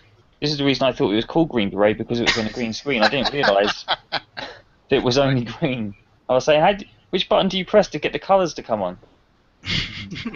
Yeah, long time ago in a caravan holiday, I remember, incredibly long ago. But this thing, this CPC464, reminds me of the Spectrum Plus 2, and I'm guessing from pictures I've seen, if you break open a Spectrum Plus 2, it actually says Amstrad on the board. Yes, it does, because the Spectrum Plus 2 is made by Amstrad. Yeah. So effectively, it's probably the same machine, better graphics, but less RAM. Yeah, it just uses a similar architecture to the original Spectrum with higher RAM. Doesn't emulate. It doesn't copy the architecture of the of the 464. But yeah, it's manufactured by Amstrad and flogged for a cheaper price. That's what they did with a slap of disc drive. Well, I think the +2 was the tape deck, wasn't it? Yeah, that's right. And Yeah, then +3 for the disc drive. The disc, which is the equivalent of the 6128 in Spectrum form. So all these arguments we had in the playground, they were like yeah. Well, it turned out if you can't, and Alan Sugar said if you can't beat them, join them, and just bought Sinclair out. Simple as that. Classic quote of his, isn't it? Look, Chris. Yeah. What about the worst game? Cool. Oh, Well, good question. we've got a few contestants for that, haven't we? I've got a few. Actually, Go on then. I think I liked every single game I played on this. Motorbike Madness. Right. That's I might put it on later if we're still online. But you start at the top of the hill, and you sort of drive down until you get to, well, it's like, imagine like a skiing game, you know, where you go down through the slaloms. It's like that, but apparently you're a motorbike. And, Vaguely remember it. yeah, and you get about halfway down the level and you can't proceed anymore because there's like a barrier. You can't jump it or anything, so you just get stuck. And disappointing games, Strip Poker 2. Oh, got that. Oh, dear. Yeah. No, me and Harry were playing it the other night, and I know why it's disappointing. yeah, In like your opium den or something. she doesn't take her clothes off. No matter how many times you beat her, she doesn't actually strip. Which one, Donna or the other one? I don't know. I I didn't don't remember their fucking names. Yes. One of them's called Donna. I forget what the other one's called. Oh dear. Mara. Dude, did you end up naked at the end? Maradona. She does. I'm sure one of them does. I'm sure one of them ends up naked. Hey Stu, did you one with lose? Eh? Did you lose? Did I lose? No. Yeah. Well, Did you until I end up figured out the naked at controls. the end? Yeah. See, you were sitting there naked in front of your CPC. That's why Harold Yack is covered behind screen. Another game which the graphics are very impressive. I was quite surprised when I turned it on. Is it's called Star Wars Droids. Yeah. You seen that one? I haven't So seen it. No. You play as R2D2 and C3PO. And so far I've walked around. You go in a lift, it takes you up to the next level. Then you walk around and you go in another lift, and it takes you down into another level. And that's it. And you're just walking around a building. The graphics are really good, but it's just there's no gameplay. That sounds good. That's odd you should say that, because a lot of Spectrum fans would have jumped on that, wouldn't they? Because they one of their favourite criticisms was to say, yeah, it looks pretty, but does it play any good? And a lot of the time, unfortunately, they would be correct when it comes to certain games like Final Fight, for instance, which looked amazing, but could you play it? No, not really. So, worst games. Would you like some Amstrad nudity? Amstrad nudity. Hey! That looks more like Windows 3.1. Voulez-vous changer de carte? Oui. Yeah, another one is Roland in the Caves. No! How can you name that? It's a bad game. Fine. It's funny really, because that was like that Super Meat Boy game that before it was like it was like that kind of thing. It was just impossible, but like a quick restart kind of thing. Yeah. And I never like actually completed Roland that. in the Caves. I like that. I didn't like it because there was no real skill. It was just luck whether you landed in the right place or not. It was weird because you were like a flea with like these pterodactyl things going on. It was just a really strange premise, you know. That's where, as Harry said, it was a conversion or renamed version of Bugaboo on the Spectrum. Well, I'm going to come back to my most hated game, and I think we all know what I hate on the CPC. No, it's got to be Bridget. That was the worst game. Oh, Pit Fighter. Oh God. Oh, that was shit. Yeah. Oh. I had a request to do a review on that, and I hated it. Well, I just can't. There's something about it. It kind of makes me laugh in a way, because it's trying to be clever by doing the scaling, but it just looks ridiculous. and you can barely move. I mean, it was never really a good game to start with. No, it was always. I think it's a crap game, full stop. It was terrible, but it was just particularly bad on the Amstrad. But at least the saving grace is, and this is weird you can say this, and I think most of you agree with this, the saving grace is it's actually still a better version than the Super Nintendo's version, which is terrible. I think that's pretty commendable that they even tried to do the scaling. I think it is, but it just doesn't. Possible. It doesn't work. It doesn't work. What other bad games that I really didn't like? I mean, the first Double Dragon, I've already mentioned that. And I was the Vindicators. Outrun. That's the tank. Outrun. Oof, yeah, we've already had Outrun on. Vindicators is the one with the tanks, isn't it? No, it's sort of like this guy in like a space station or something. And he's walking around and he's got to collect oxygen, and he's sort of like a pseudo 3D kind of thing. And you walk into these like hangars and there's like an alien there. And it's just impossible, like, you know, and it's like a whole massive maze system. I'll try to get into it. But I mean, it's one of my favourite games, but it was just impossible, you know. So it's. What was one of your favourite games, Dylan? I haven't asked you. I think the obvious thing for me is Turrican 1 or Turrican 2. Oh, they were great. They were just because they were actually like completable games. Yeah. And it was just such a solid experience at the time, you know. It was like it's a very cross-platform game. Is Turrican, especially Turrican 2. Everyone. I personally think it was the best looking version of Turrican 1 was on the Amstrad, just for the. It did look good. I think everyone, Amiga fans, Lord Turrican, TurboGrafx 16. Also Lord Turrican. It's one of them games that seems to work very well on when it's done well in colours. Fantastic. Yeah, and like the big thing to me, you know, when one of like the first things that impressed me about games is like parallel scrolling, and the first time I ever experienced that was on the Amstrad and Turrican on like the later levels, you know, with those nice coloured backgrounds, and especially on Turrican 2 as well. It was just completely impressed me, that game, you know. It didn't do a lot of parallel scrolling, but it did have the ability to do it, and it's the first there thing was another fantastic. There was another game. Shame Giles is not here actually, because he actually gave me a request to do this on one of my gameplays, which was The Way of the Tiger, and that has really nice parallel scrolling going on. So it's very smart looking. So brilliant. It's Turrican, but I mean also I played a lot of like the Codemasters packs. Yeah. And I've got a lot of the like fond memories of like Ghost Hunters and stuff like that, and the Robin Hood game. And I also think some of us have got weird stuff you get, you know. Sorry. We certainly do. I think we also have a lot of split opinions about some games. I mean, a lot of us, especially you, John, say that Bridget is absolutely terrible, but I don't mind it. Really, don't mind it. It was the worst game. It's not the worst. It is pretty bad. It's pretty bad. The music on it was absolutely awful. What was it? Jingle Bells combined with Hitler on ball. Harry knows what it is. No, I don't. Yes, you do. Because I said it wrong earlier. I said it was "We Wish You a Merry Christmas." And I said Jingle Bells with something else. How comes we never see Harry? There's a picture of me there. Is that not enough? Yeah. That's what he looks like. That I know. I've met him. He is like that. Isn't that right, Steve? He's exactly like that. He carries around a bag of twigs and everything. One of the other worst games I played is Renegade 3, because it was just impossible. That was crap. It looked really nice, and it was just really I hate Renegade 3 on any system. Absolutely impossible.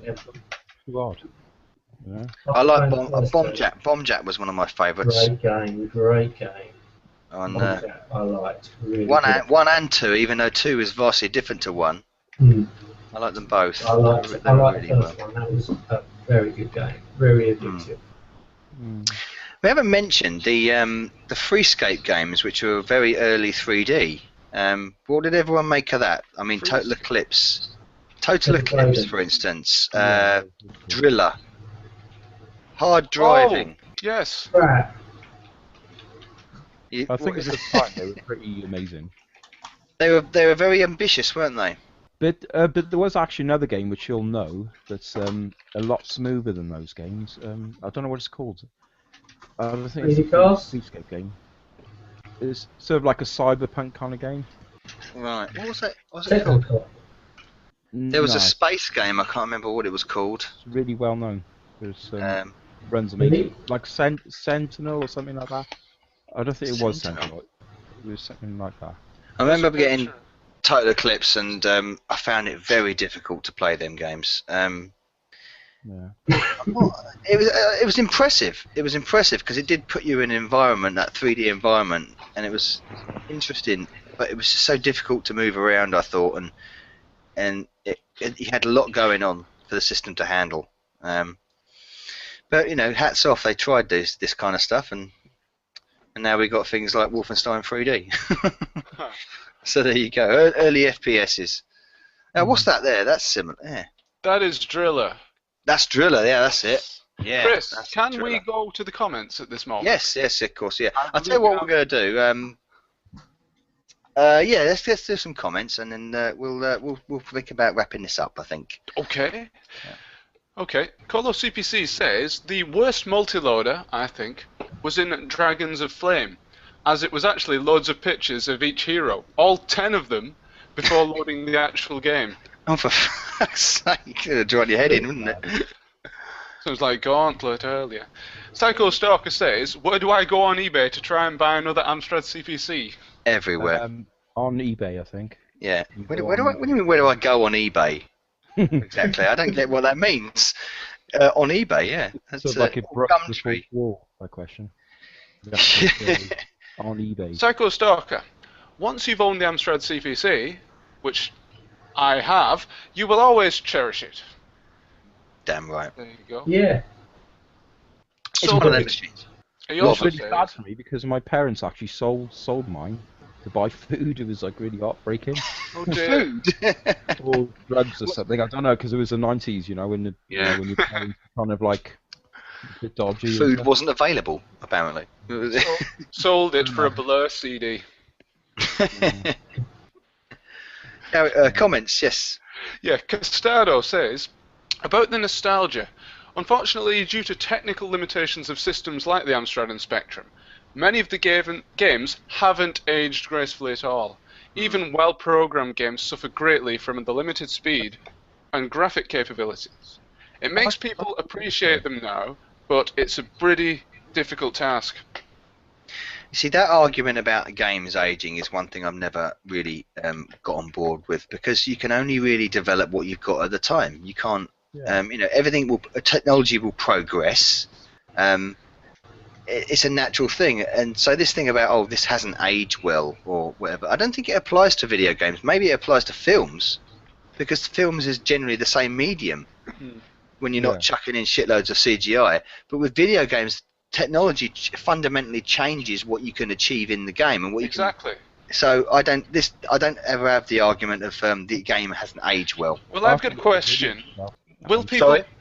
Sorry, Dylan, go on. I think they've really aged well. Just like, I mean, if you look at that RoboCop screenshot of that, you know, just the colours and everything, it stands head and shoulders above. I mean, the Commodore 64, the Spectrum. I think it's sort of like, it's almost up there like the Master System, you know. Well, this idea of them aging as well. Why are so many indie developers making games on modern platforms which look old? Yeah. There you go. Because they're beautiful, basically. Because people like that look. They want a video game to look like a video game. They don't want it to look like it's walking out your front door. Oh, it's realistic. I think that's what we're getting to the point now in graphical ability where everything looks so hyper realistic. We're like, well, we can't really go far anywhere. I mean, you look at some of the stuff that's on the PS4 and Xbox One, Wii U now. It's so hyper realistic. You're like, where are we going with this? Now we're almost playing with real life. They're defeating the purpose of games. It's a game, and we want a game to look like a game. And I think, especially the retro people. Yeah. I've got a question though. Those people who say that the Amstrad games haven't aged well, will they be saying the same thing about Flappy Bird in 10 years' time?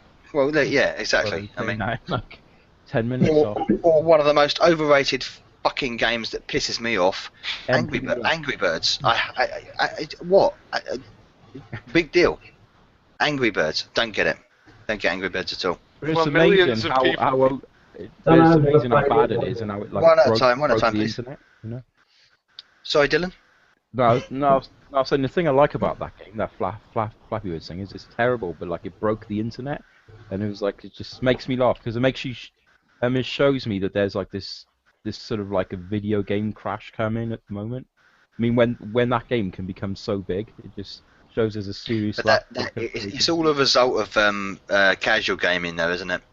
That is a result of casual gaming on hardcore people Android. kind of got behind that, you know. I bloody didn't. I completely ignored it for the most part. I thought it was an absolute pile of fucking shit. Yeah, it's completely. It's really bad. It's like, yeah. But that's what I liked about it. It's like, well, that's why I never got the Angry Birds thing. That's and like the guy almost committed suicide over it. It's like this big emotional indie story based around this bird with no legs. It's like, you know. That's what I like. That's but well, if you you know, it's like the recent Phil Fish stuff with Fez. You know, it's just that's the publicity whore. Sorry, that's what that is. Publicity whore. He reckons that everyone needs to owe him money if they use Fez footage. You know what? Bollocks. I love that. Anyway, back to the subject in hand. Oh yes, comments, I believe. Yes, the Psycho Stalker says his favourite 3 games: All Mummy, Quick Snacks, and Italia 90. One playable football game back then. Yeah. Wasn't that a Mega Drive game? I'm sorry, you put in Quick Snacks there. Quick Snacks is very underrated. Very good game. Nice looking. Is that? Was it a bit like Clax? Quick Snacks? Yeah. No, it's a more of a maze adventure kind of game. Right. Single screen. The last version of Dizzy which was ever released was on the Master System. It was called the Excellent Collection of Dizzy or something like that. And there was a version of Quick Snacks on that which they retitled Go Dizzy Go. And it's just as fun. Really good. Really good fun game. Go Dizzy Go. It's really good. Go Dizzy, go, go. Is that the theme tune for it? Speaking of Dizzy, Engelbert the Third says Fantastic Dizzy now is quite pricey for the NES and Mega Drive. Interestingly, they didn't come in official cartridges. No. But the Mega Drive version has a pretty nice shell design, and I'm glad I've got it in my collection. It's like a knack. Well, there are 2 versions on the NES. This is actually jumping away from CPC, but there are two versions on the NES. There was one from for the Aladdin deck enhancer, which didn't take off. There was a thing to upgrade the NES. Really? It was an experimental thing. I forget who made it now, but you plugged it into the front of the NES, and you plugged your game cart into that. Wow! And it was to enhance the game to make it closer to the Mega Drive and closer to the SNES. It didn't take off. There was about 3 or 4 games released for it. Fantastic Dizzy was one of them. It came in 2 versions. It came in the standard version, Silver Edition, I believe, and the other version, the Gold Edition. Oh, crikey, I've never heard of this device. Yes, the Aladdin Deck Enhancer, it's called. Oh, gonna have to look that up at some point. It's a rare little thing. And staying on the subject of Dizzy, Colo CPC says the Darling twins wrote most of their early Specky games on the Amstrad and then transferred them over to the Specky. Did they? Cable. Wow. So don't worry about showing a Spectrum picture of Dizzy, as it originated on the 464 as well. Yeah, but it wasn't the Darling twins that programmed Dizzy, it was the Oliver twins.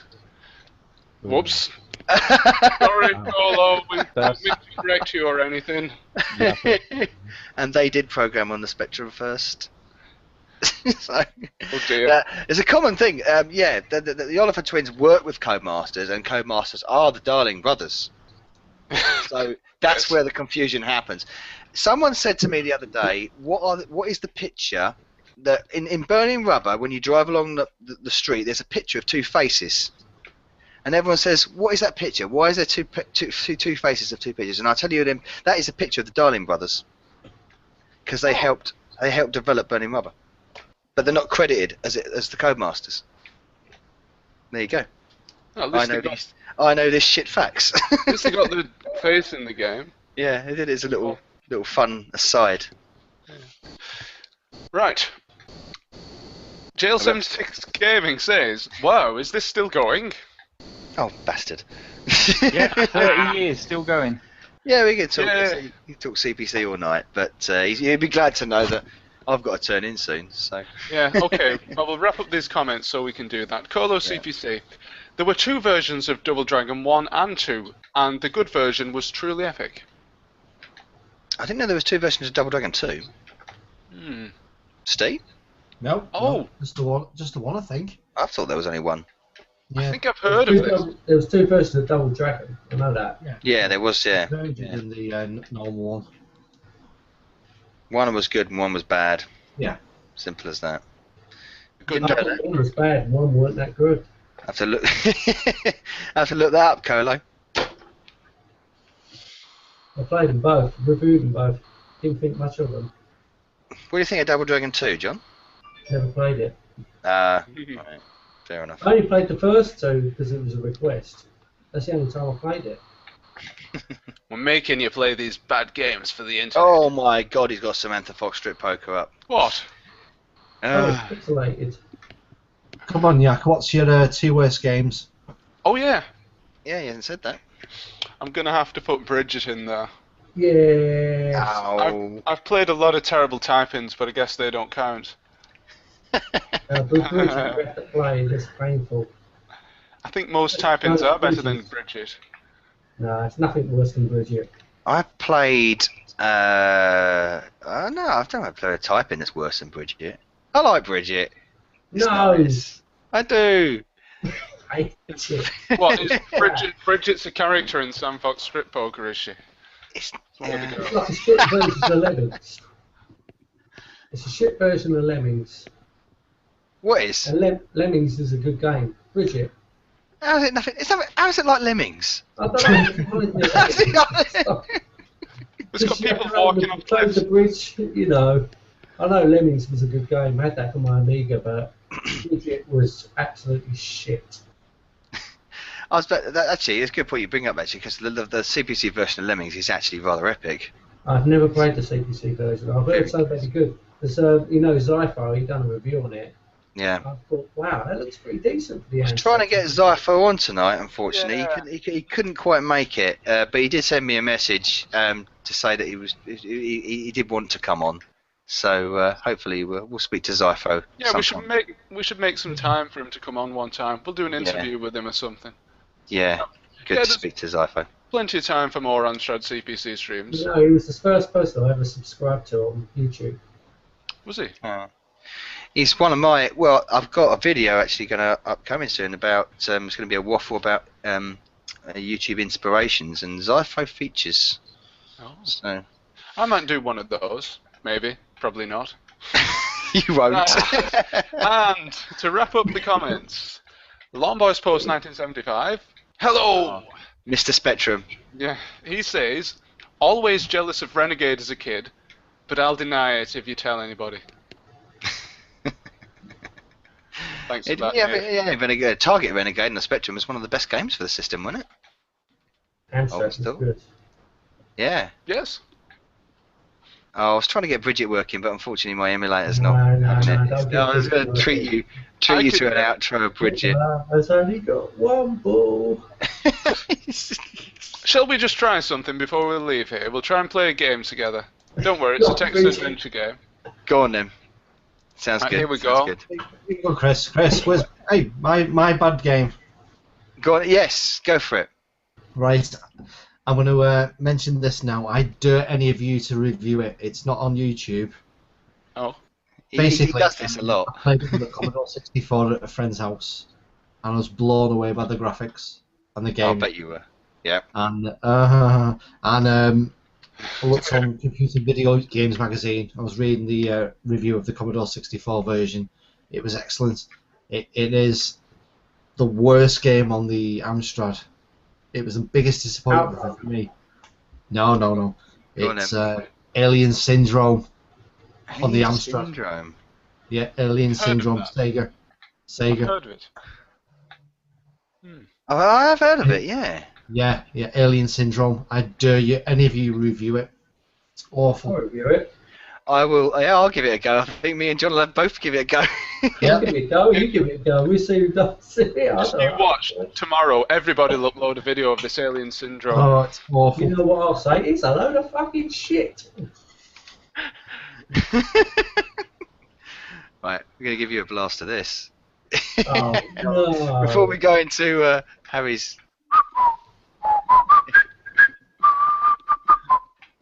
Where should we go? Yeah, number of lives. Number of lives, 1 to 50. One. 1. Okay, give it 10. Oh shit! It was straight in.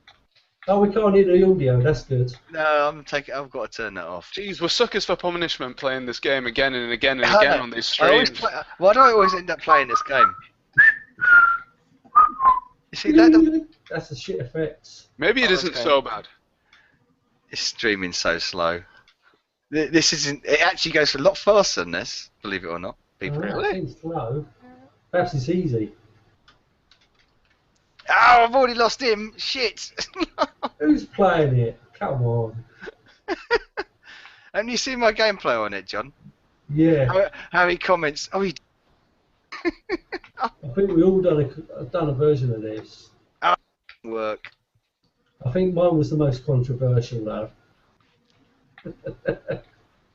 Saying their Jews and Adolf Hitler's coming down to look for his fishing testicle. I just realised I was pressing the wrong button there, and I was closing the wrong bridge.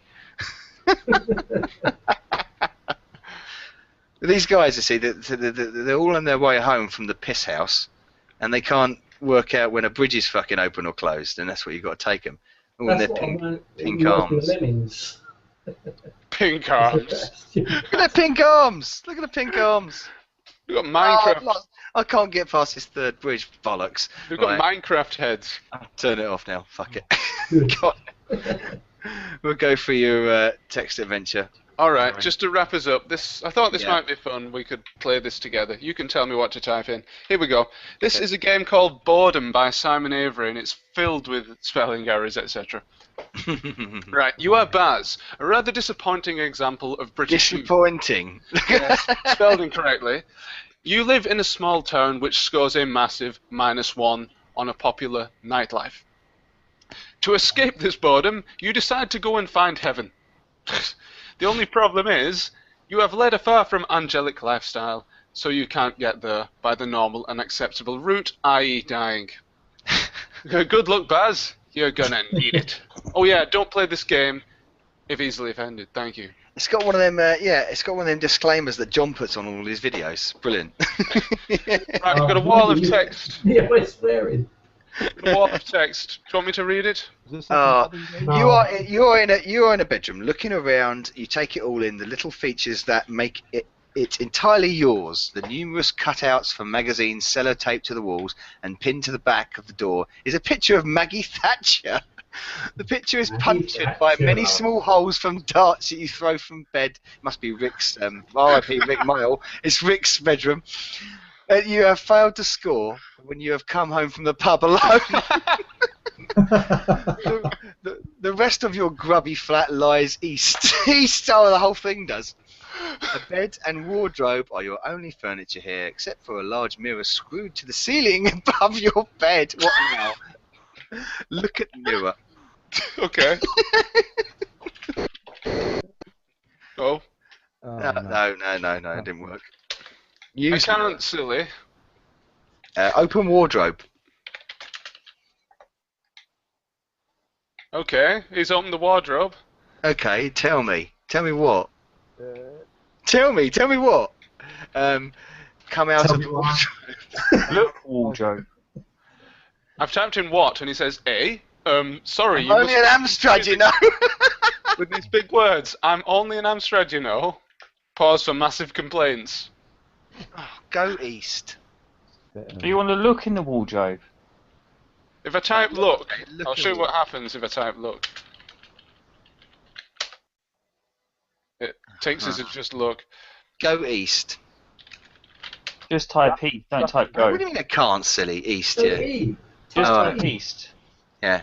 You're in a hallway, large door lies at the bottom with a short flight of stairs and a doorway that leads east and another west. Downstairs. Oh, yeah. Right, I typed east. We're in the kitchen, decorated in typical bachelor style. Dirty plates overflow from the mostly hidden sink. The bread bin sits on a counter. The fridge stands moodily in one corner. Its door swings open on broken hinges, and the doorway leads west. Look in fridge. Quit. Examine fridge, yeah. Kill self. Harry, It this sounds quite doesn't- familiar. Yeah, this is my game. I wrote it. It's all about my life. There doesn't seem to be much left in the fridge, which doesn't really matter, as it doesn't work anyway. You vaguely remember that all the edible food was eaten when you had a party here last month. Vaguely.